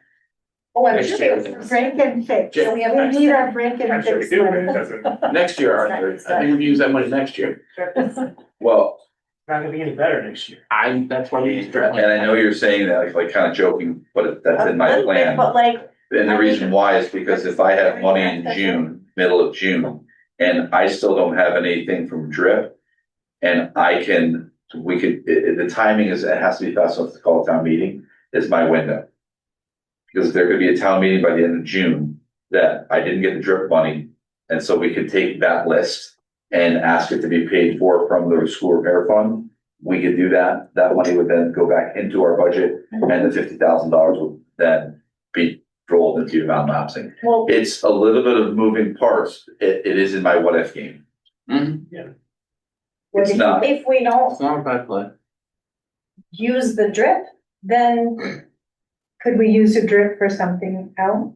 It's gotta be repairs. Okay. I'm sure something. what's the time that it has to be used for? Like, So they just said it would Is it roll this 2 years. No, I think it's in 2 years. Some people aren't using it until next year. well, we have plenty of stuff next year we can use that from. I want this $50,000 out of that fund to reimburse ourselves for what we've already fixed. Are you wanting That's me to do that? before the end But of you're- our budget You're year, a step ahead. right? at this Is point, that the like- end of June? Well, that's gonna Middle go of in our non-lapsing, and then that's Right. happy. Right, but we don't even know. I still don't know what we're doing. Are we asking the board of finance to stop? I think so. Okay. I think we're doing both. Oh, sorry. 130. So you're asking the board, I think you're doing 2 things. You're asking them to stop, but you're prepared that if they don't stop, Sure. you know what you're gonna get. Right, but at the same time, we still don't know. We're not gonna know what we're going to do until the budget passes. 'Cause we're not gonna know what it's going to be until the budget passes. Like, we can be You know a bunch of it. Yeah, right. We can be World prepared. language and it's pay to play sports, Well, no, but basically. then, That's off the top, but right? that's when this comes in. I'm saying, Yeah. that's every when year, this- why aren't we doing this every year? Why are we? Because we're trying to put money away to Oh, I lessen the get it. burden of a bond. that's coming in. I love that, but if I'm Or, saving for something and then my house is bleeding out, I have to make a decision. yeah, I completely get Right. it. I'm one of the biggest I have fans a of that. question that So is I. John. Oh, Go ahead, Ann, go Okay, ahead. I have Go a for it. question I should have asked at the very beginning. What happened to the money that came from the state? Were we entitled to any of that money? Oh, yeah, so that brought it down to 6.6. Oh, The overall. That's already in there. Okay. It's already, that money's already spent. Fine. Okay, thank you. It was a drop in the bucket. Everyone was cheering for it, but it helped a little bit, but honestly. Okay. So, sorry, No, it's okay. So this is a hypothetical. We need another parent. If we have to lose the world language teacher, could the elementary world language teacher move to the hall? And then that paraeducator becomes a paraeducator for it. So, good question. It's a 1.0. Yeah. She's half time in center. She'd be 1.0. It's a wash. Okay. Would it say 0.5? No, my math isn't that, okay. Plus then we wouldn't have Spanish if that person is. Yeah, I'm saying if I thought about down the road. and she actually asked me if that could happen. It doesn't, the math doesn't work because she's now 1.0 and she's making, $85,000. Okay. What if we get rid of Rosetta and Headward? I did the math. It still doesn't work. It doesn't work. Okay, go ahead, sorry, Jen. I just wanna know if we can decide what we're gonna do in the next 24 hours, because this is a terrible conversation. I feel like we need to have our ducks in a row to understand what advocacy I need to do. I think if you're okay, I'll write a letter in the morning. You gotta check your email and just respond individually and just say, here's my feedback. It's gotta be to the selectmen's before their 7 p.m. meeting. And you just need to agree upon at this moment in time, if everything goes as is and it doesn't, the selectmen don't send it back to the Board of Finance, that you need to have a plan so we can tell parents, this is what's gone. This is what, if it doesn't pass, this is where we're going next. That's why I'm trying to get you to say that. So if you agree to the 130,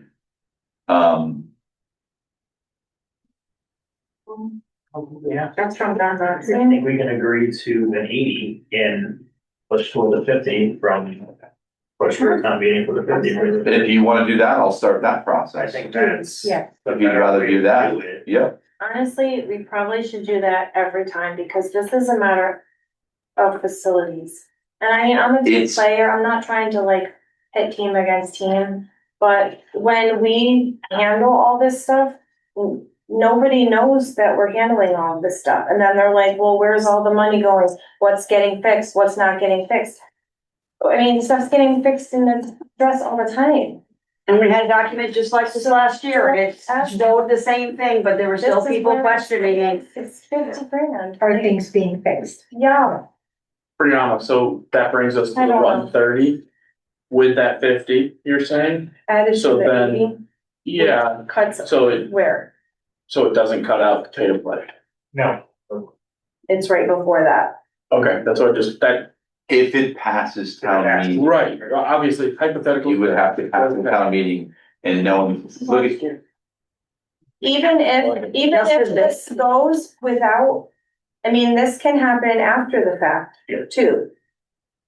No. No, because we'd have to. It's gone. cut things. It's in your budget this year. You spent it out of your operational budget this year. You need to do this by June, the end of June. We're getting reimbursed for it. If it passes town hall or town meeting. Correct. You couldn't do that. You could ask for money for repairs next year too. But if you want that money back in this budget, so you could then take that potential money and put it into non-lapsing, you need to do it this year. But there's a town meeting call, and then is the referendums 2 weeks after the town meeting, right? Right? I would try and do this so that if you might have to have a special meeting to jump on, At that town. you almost have to do this tonight. What, to add this to the town meeting? Yeah. Okay, so then the letter has to specify that you're not going to stop at any request to add an item to the town meeting, to the call for town meeting. Okay. I think it saves. Yes. And being proactive, just in case we're asked to cut another 100,000. If the referendum fails, we should clarify with the Board of Selectmen, could we apply 100,000 this time and then 100,000 next time in case the referendum fails? We don't have to do it, Board of Selectmen, we do the Board of Finance. Or Board of Finance, whoever, yes. Then we don't have to contact them again, or?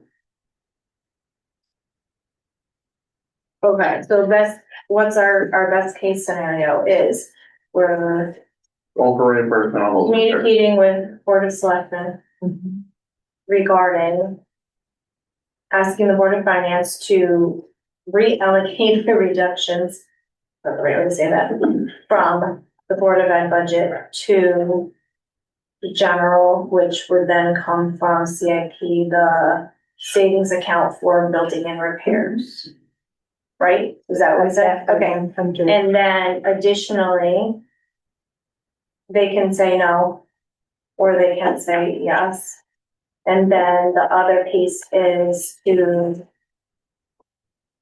ask, we have to go to the Board of Finance to ask, or we have to go to the Board of Selectmen for town meeting to request reimbursement for the $49,831 of repairs that we had used from our budget this year. From that same fund. That was. That goes through the Board of Selectmen too? They have to call it town meeting, don't they? They have to follow from for that, but finance doesn't have anything to do with that. Not that part. So it's really two different things that we need to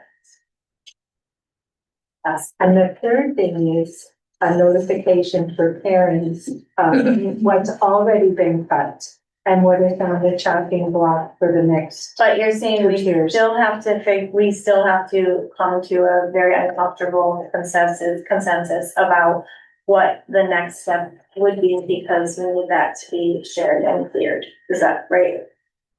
I get So that's changed. here's a wrinkle to this whole plan. Oh my gosh, it's so wrinkly. If we are planning to hold the town meeting at the same time as the town meeting for the referendum call for the 49,000.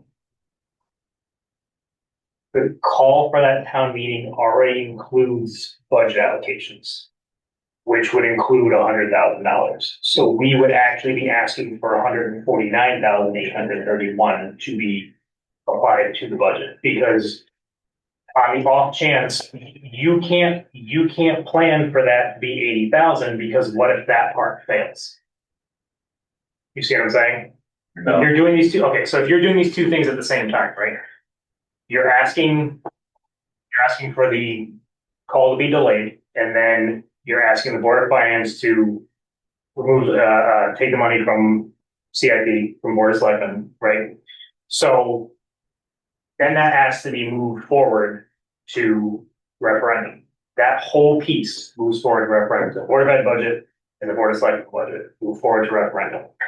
This is a separate question. So in that referendum call, there's already $100,000 coming out of the CIP. This is an additional 49,800. It's not in referendum. It's only town meeting. Right, but the town meeting approves this amount to be reimbursed. Yeah. Right. And this reimbursement goes against our budget. So people. It's for next year. 25 Next years. Right, If not, okay, it's 27. And then hopefully we can put it towards non-lapsing. Yeah, okay, got it. Never mind, gotcha.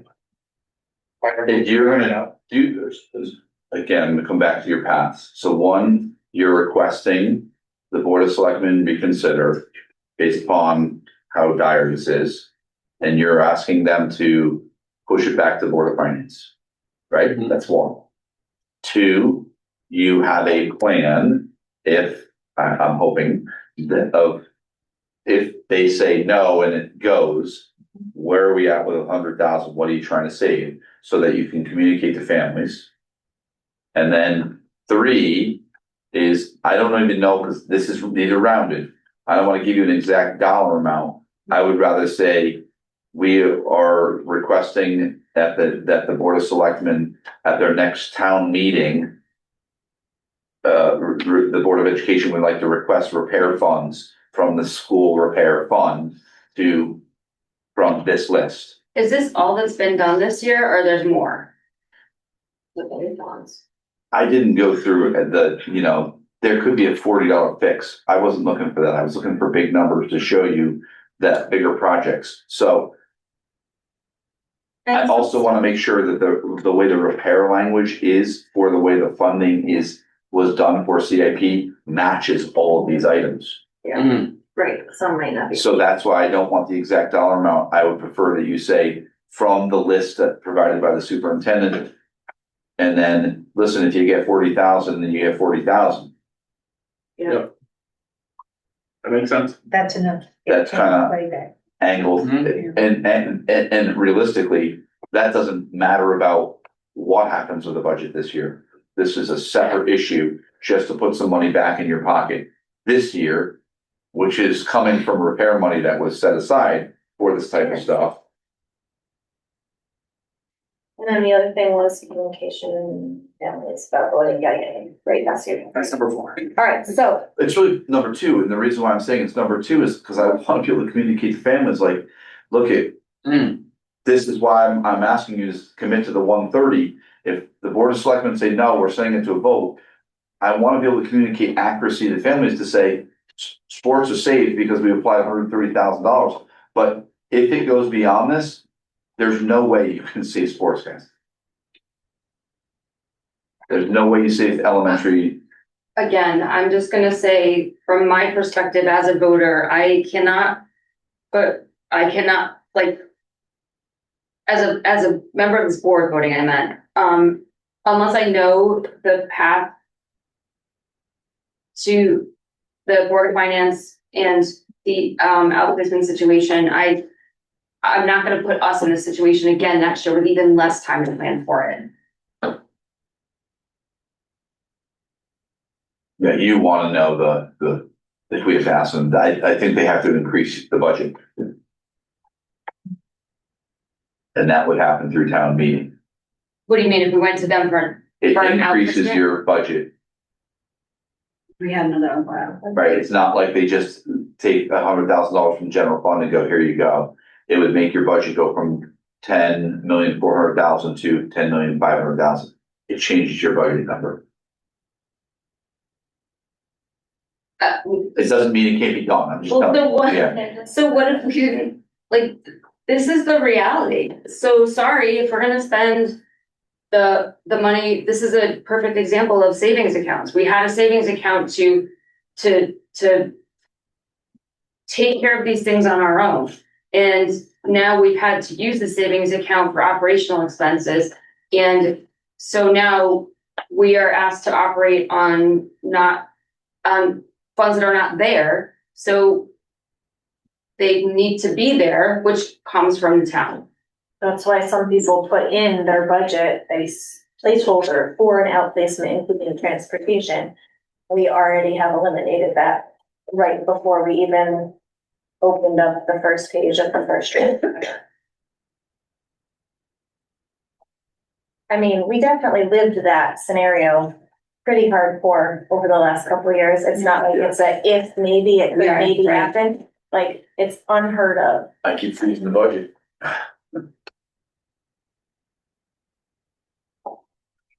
Okay. Maybe we just get the water out and see what they say, see if we can steer the train.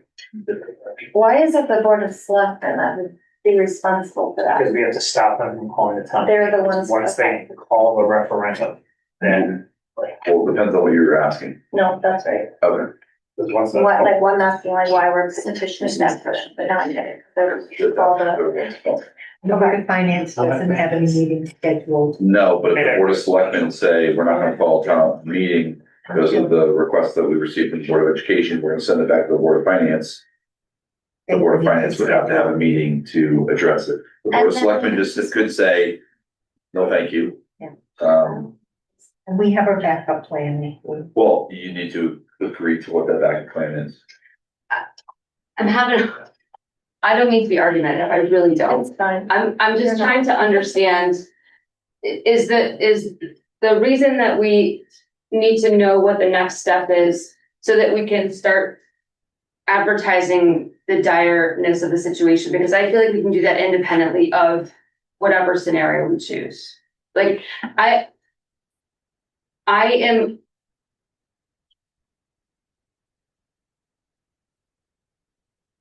I'm uncomfortable having a conversation about people's jobs at 10:40 at night and not being able to understand the ramifications of it.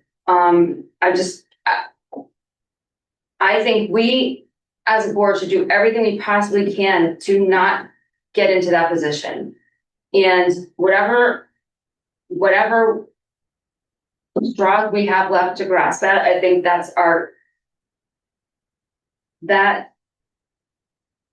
I'm sorry to tell you, is my focus. Like,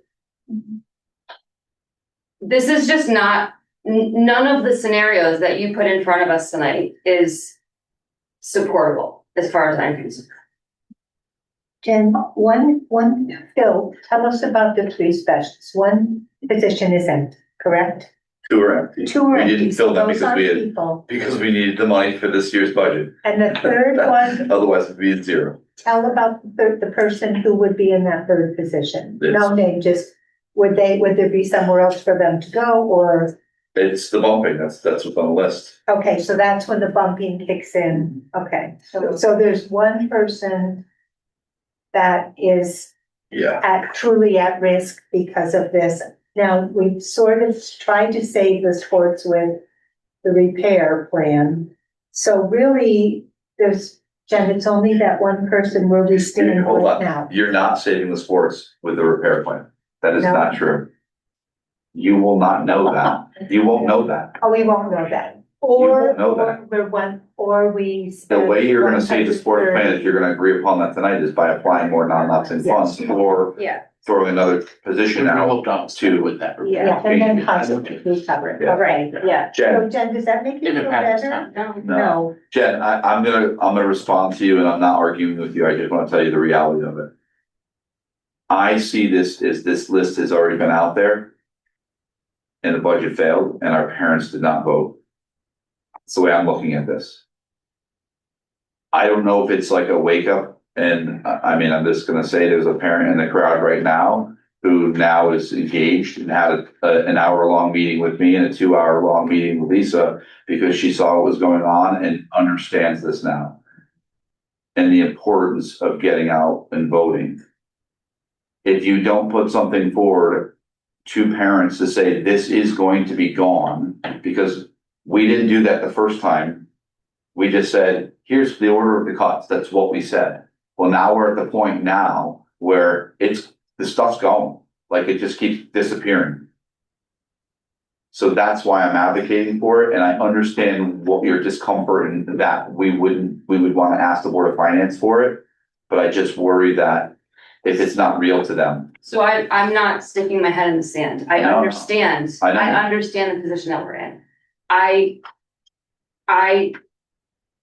I'm saying we could put any of these situations out and it would be bad. So why do we have to pick one?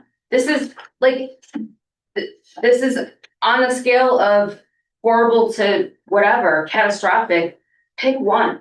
Yeah. So my kid came home the other day from school and was almost in tears because he loves the library and he's so worried about the library person being let go. Like, people are talking about it all over the place. And I feel horrible for the people that have to watch these meetings and listen to these discussions because people don't value the positions and the roles that people play in our kids' education.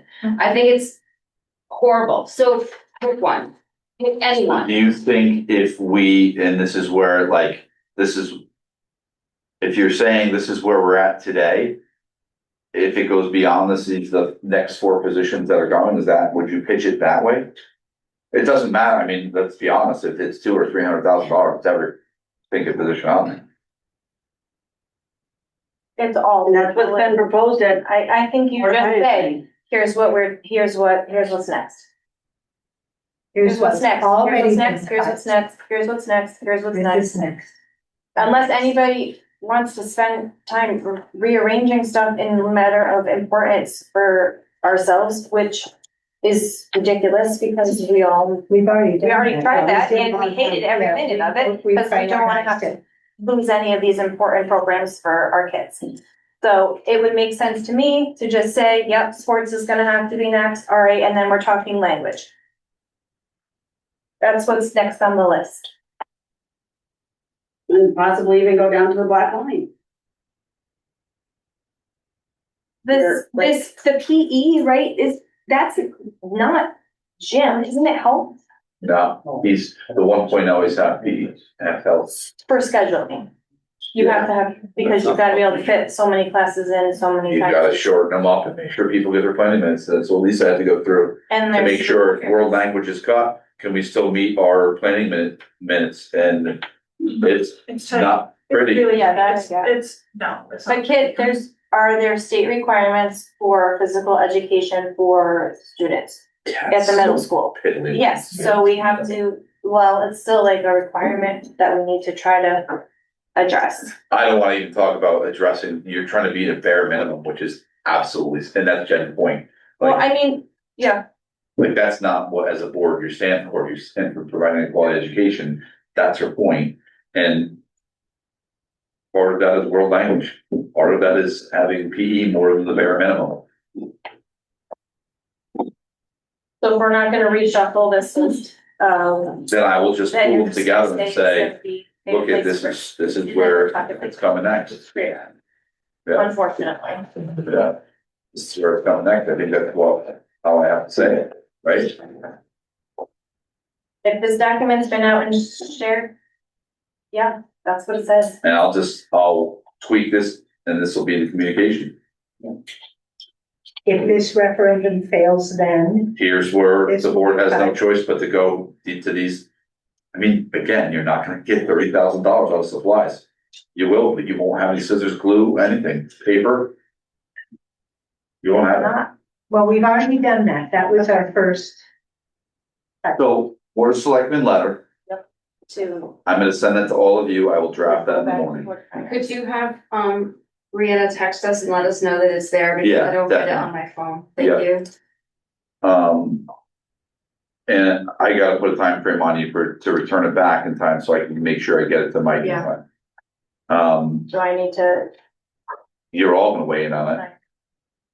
Now, I'll just say this is on behalf of the Board of Education, they provide feedback. Okay. Cause I'm surely not gonna send out a letter without your feedback on it.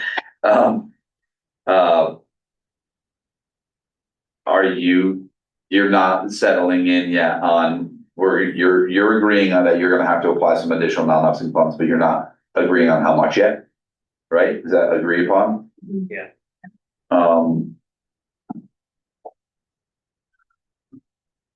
It's the.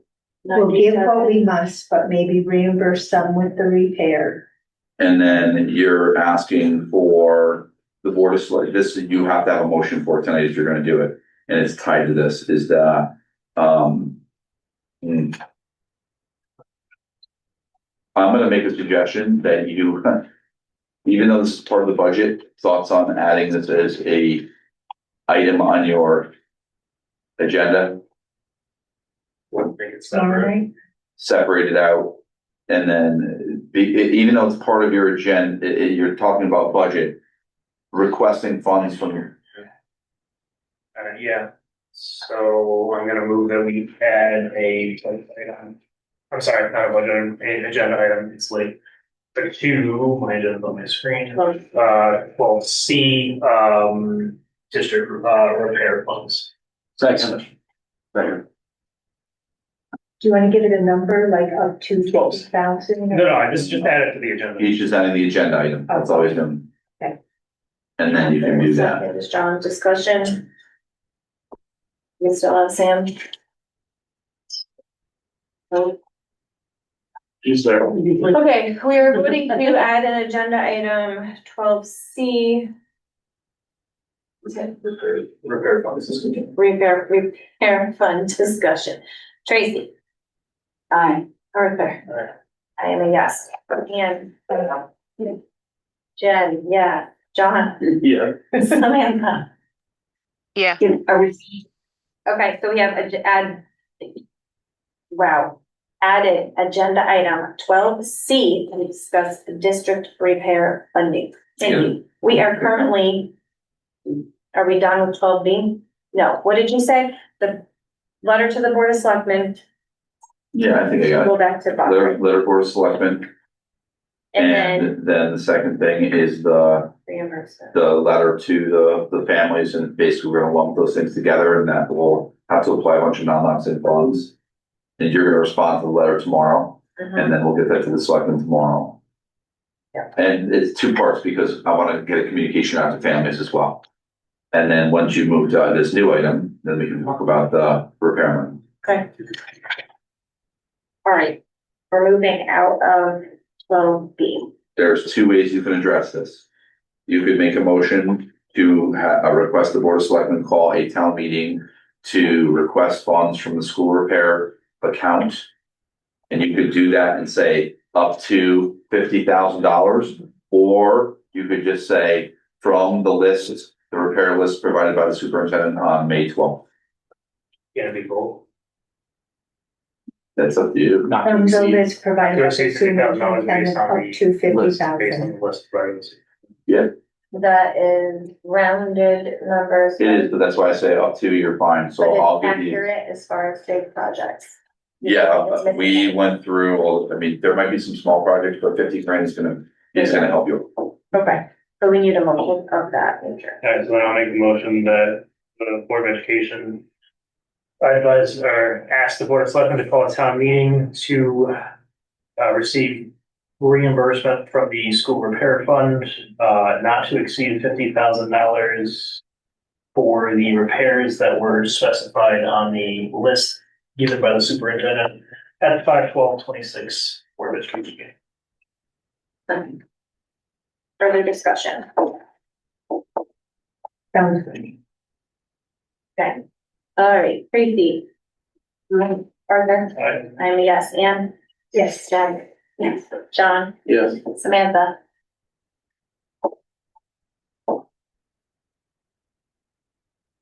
Sam? Are you there? Yes. Thank you, ma'am. Okay. That's on the to-do list. Okay. That's it. Honestly. Maybe most long. I'll let you know. And Okay. I will probably email you what I get for your response to about budget, how that works. Thank you. Be sure. All right, agenda item 13 is presentation Smith. State your name and address for the record and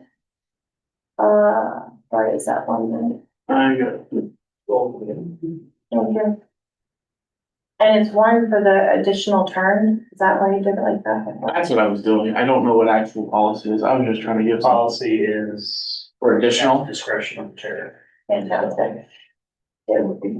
Okay, if you would like to share some thoughts, I think we'll reverse it this time and go online first. So I see Mrs. Culper. See if we can get you going. Hi there. Sorry in advance. I have I lost my voice. Can you hear me okay? Yes. Okay. Oh, thank you. No, I'm fine. I just lost my voice, but thank you.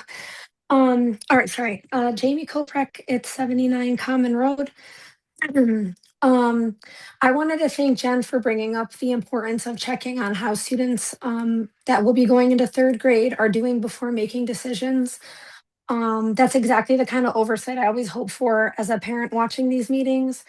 And I appreciated that comment extra because sometimes I think the conversations become very numbers focused, and it's important to look at the day-to-day reality for the staff and the students. Just this week, I learned that the math coach has actually been helping provide tier 2 support within the current second grade classroom because the classroom teacher schedules are already filled with intervention and support groups, and the interventionists only had limited availability. So that since this is the grade that's going to be going into third grade next year, I do think it's important context to consider. And it doesn't really match the impression that we were given, so I'm not sure what that is, but I also think it's important to consider that the third grade has the last lunch block, which is after 1 o'clock, which is really late for kids anyway, and increasing the size can have a ripple effect. I know like it's a really great group of kids and I'm sure they would be fine. My daughter would love to have more friends in her classroom, so I don't think it's that, but I know not every student learns the same. So I think Jen's idea to just look at the background data is important.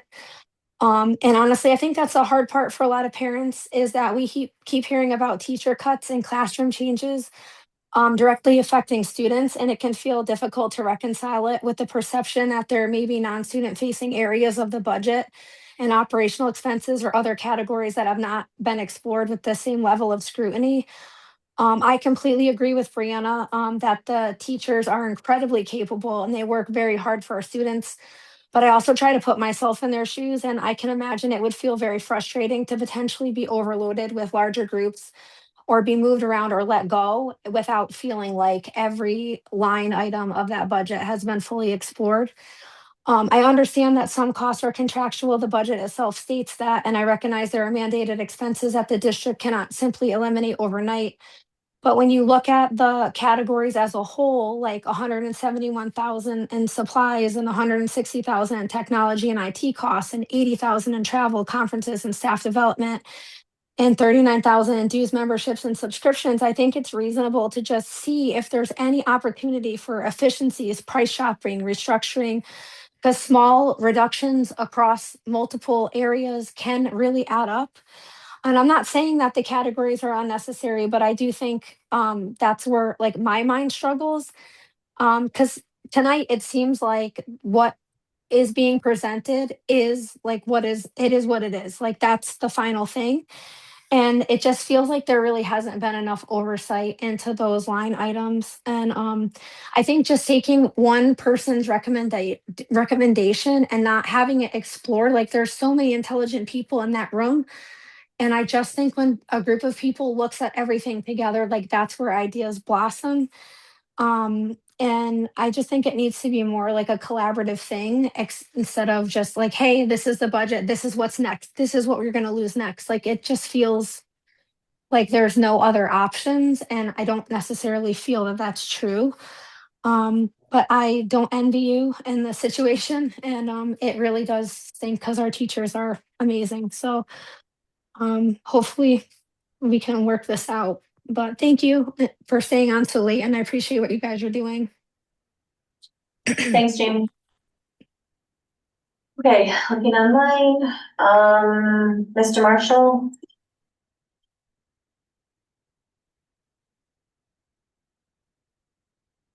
Jim.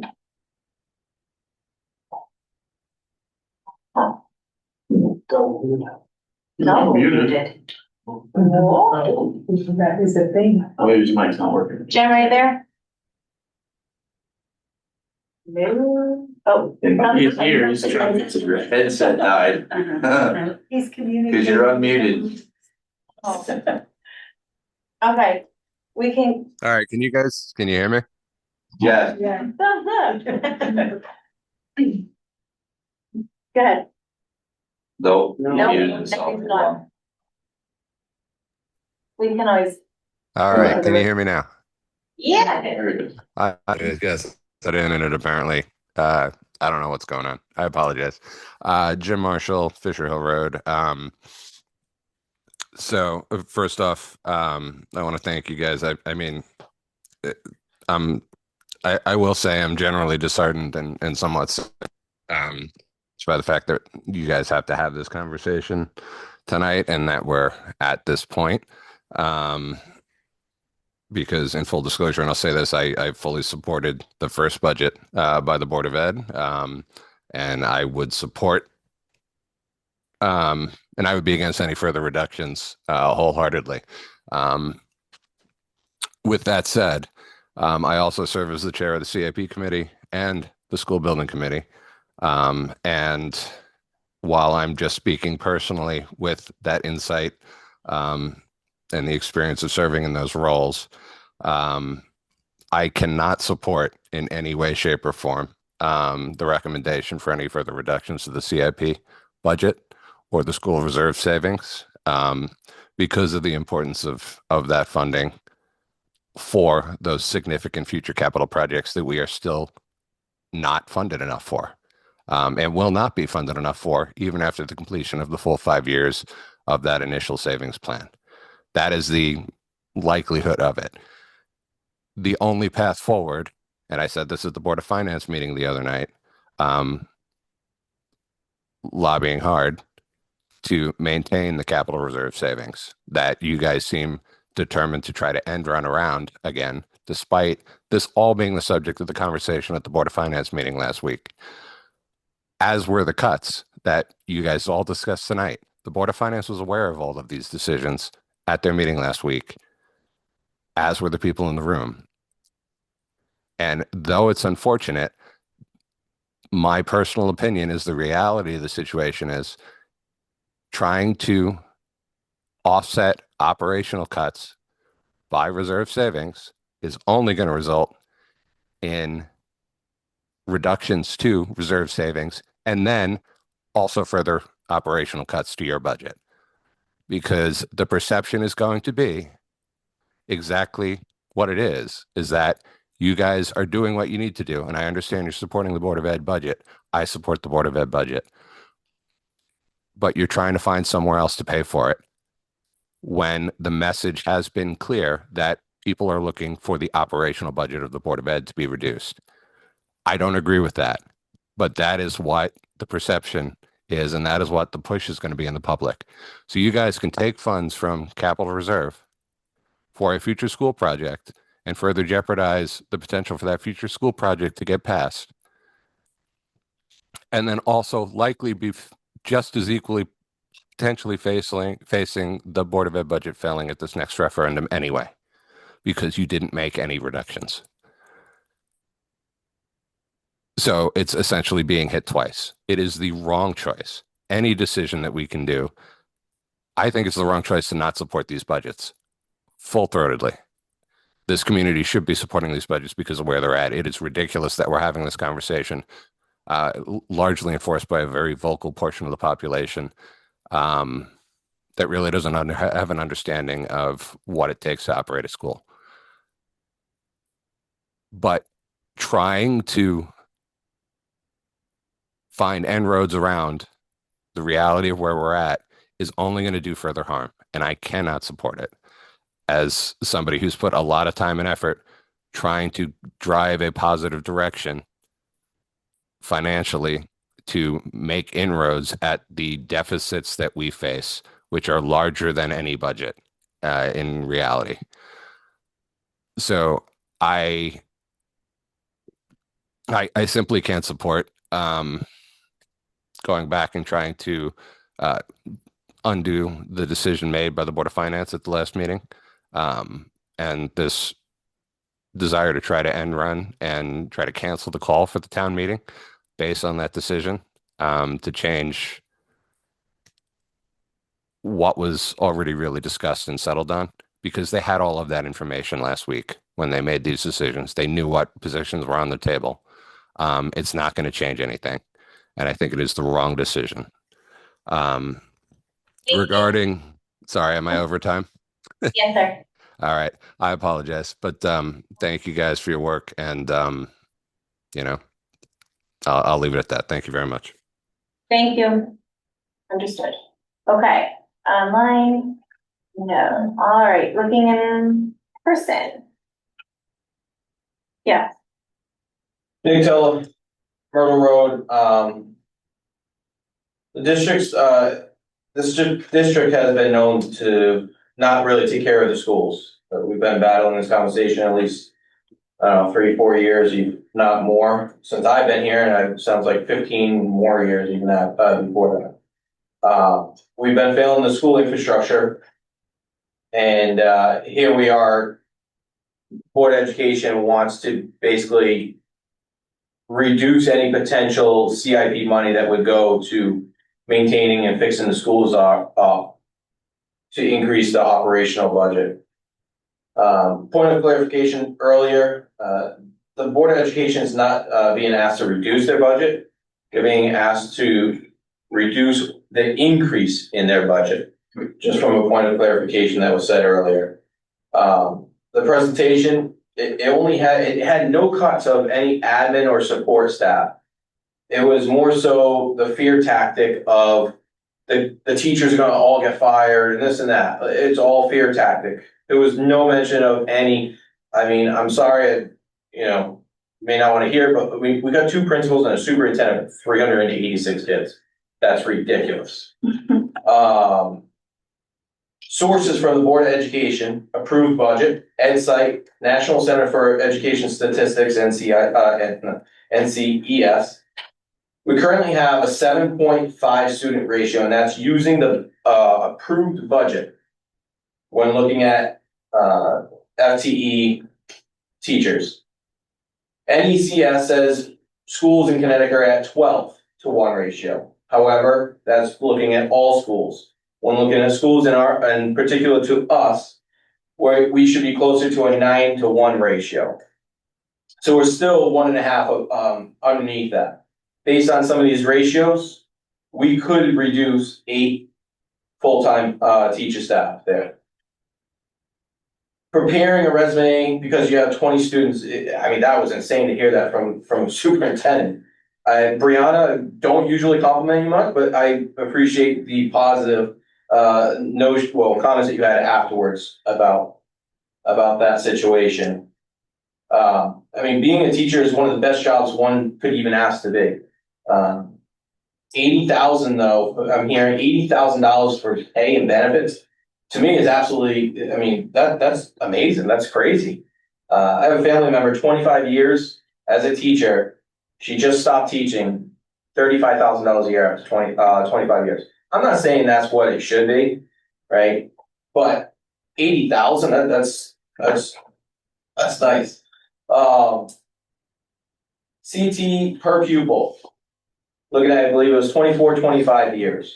The state average was 22,721. Again, this is not made up numbers, it's Ed site. Willington was 28,966. That's over $6,000 more, which is approximately 27% more. So there was a comment earlier saying that we struggle to get people to come on these boards and such like that. I have not seen that in elections. This last election, we had 2 people running for first out of the 2 spots, selectmen 2 out of 2, Board of Finance 6 out of the 6 positions, Board of Education 6 out of 6, and there was other people that still wanted to run. So we've never had a problem getting people to run for the main boards here. So we can easily avoid the conflict of interest of having family members sit on each other's boards. And whenever we have vacancies come up, they get filled pretty quickly. Curious, as far as, does a school have department heads? And that's all I have. Thanks. Anyone else? Yes, ma'am. Danny, Lucian Road. Where to start? First of all, I do partly want to advocate for if there are any cuts. I do think that sports have to go, and my reasoning for that is because parents need to know and they need to understand. They won't be happy, but maybe that's the push that we need to get them to show up and vote for our kids. Second of all, as a parent with a child in the district and another one to come in a couple years, I know firsthand, as I've been in the classes and done story time, we do not have a 9-to-1 student ratio. Not sure if you guys can comment on that afterwards, but I will put that out there. As I did sit with Phil and go over the numbers, I understand that you guys have done as much as possible with the hand that you've been dealt, and I genuinely appreciate it. It would be devastating to lose teachers. My little one's already talking about losing her Spanish teacher, and she's not happy. And that's only for her class. That's not going towards middle school and everything, which has a lot more.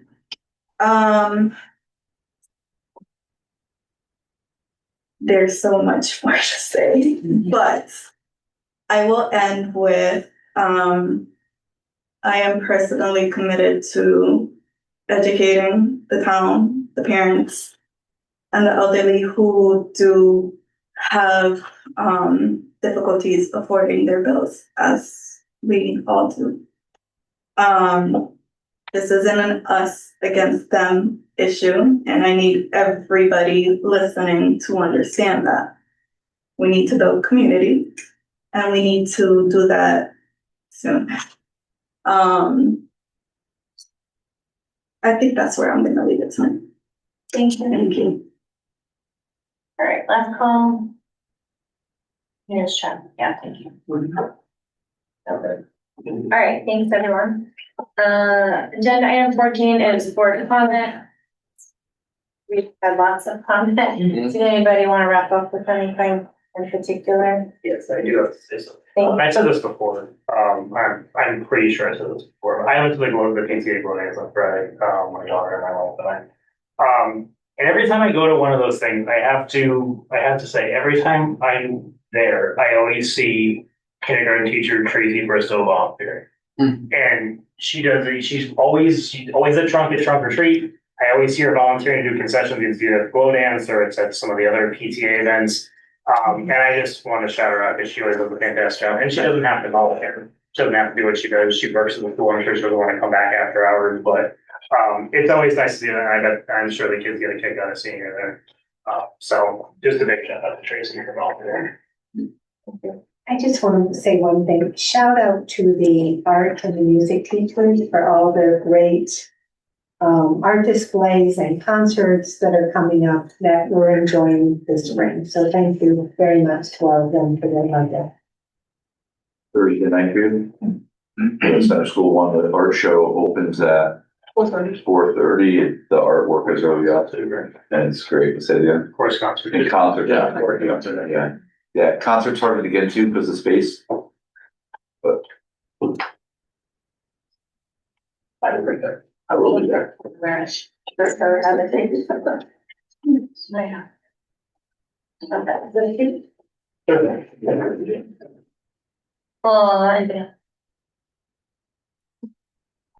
think we'll leave it on positive then. Sounds good. All right, we can have a motion for adjournment. Move to adjourn. That's your joke. All right, I see. All right. Sam, are you ready to adjourn? Yes. Thank you. John. Yes. Jen. Yes. And Yes. me. Yes. Arthur. Very nice. Thank you. All right, we are adjourned at 11:12.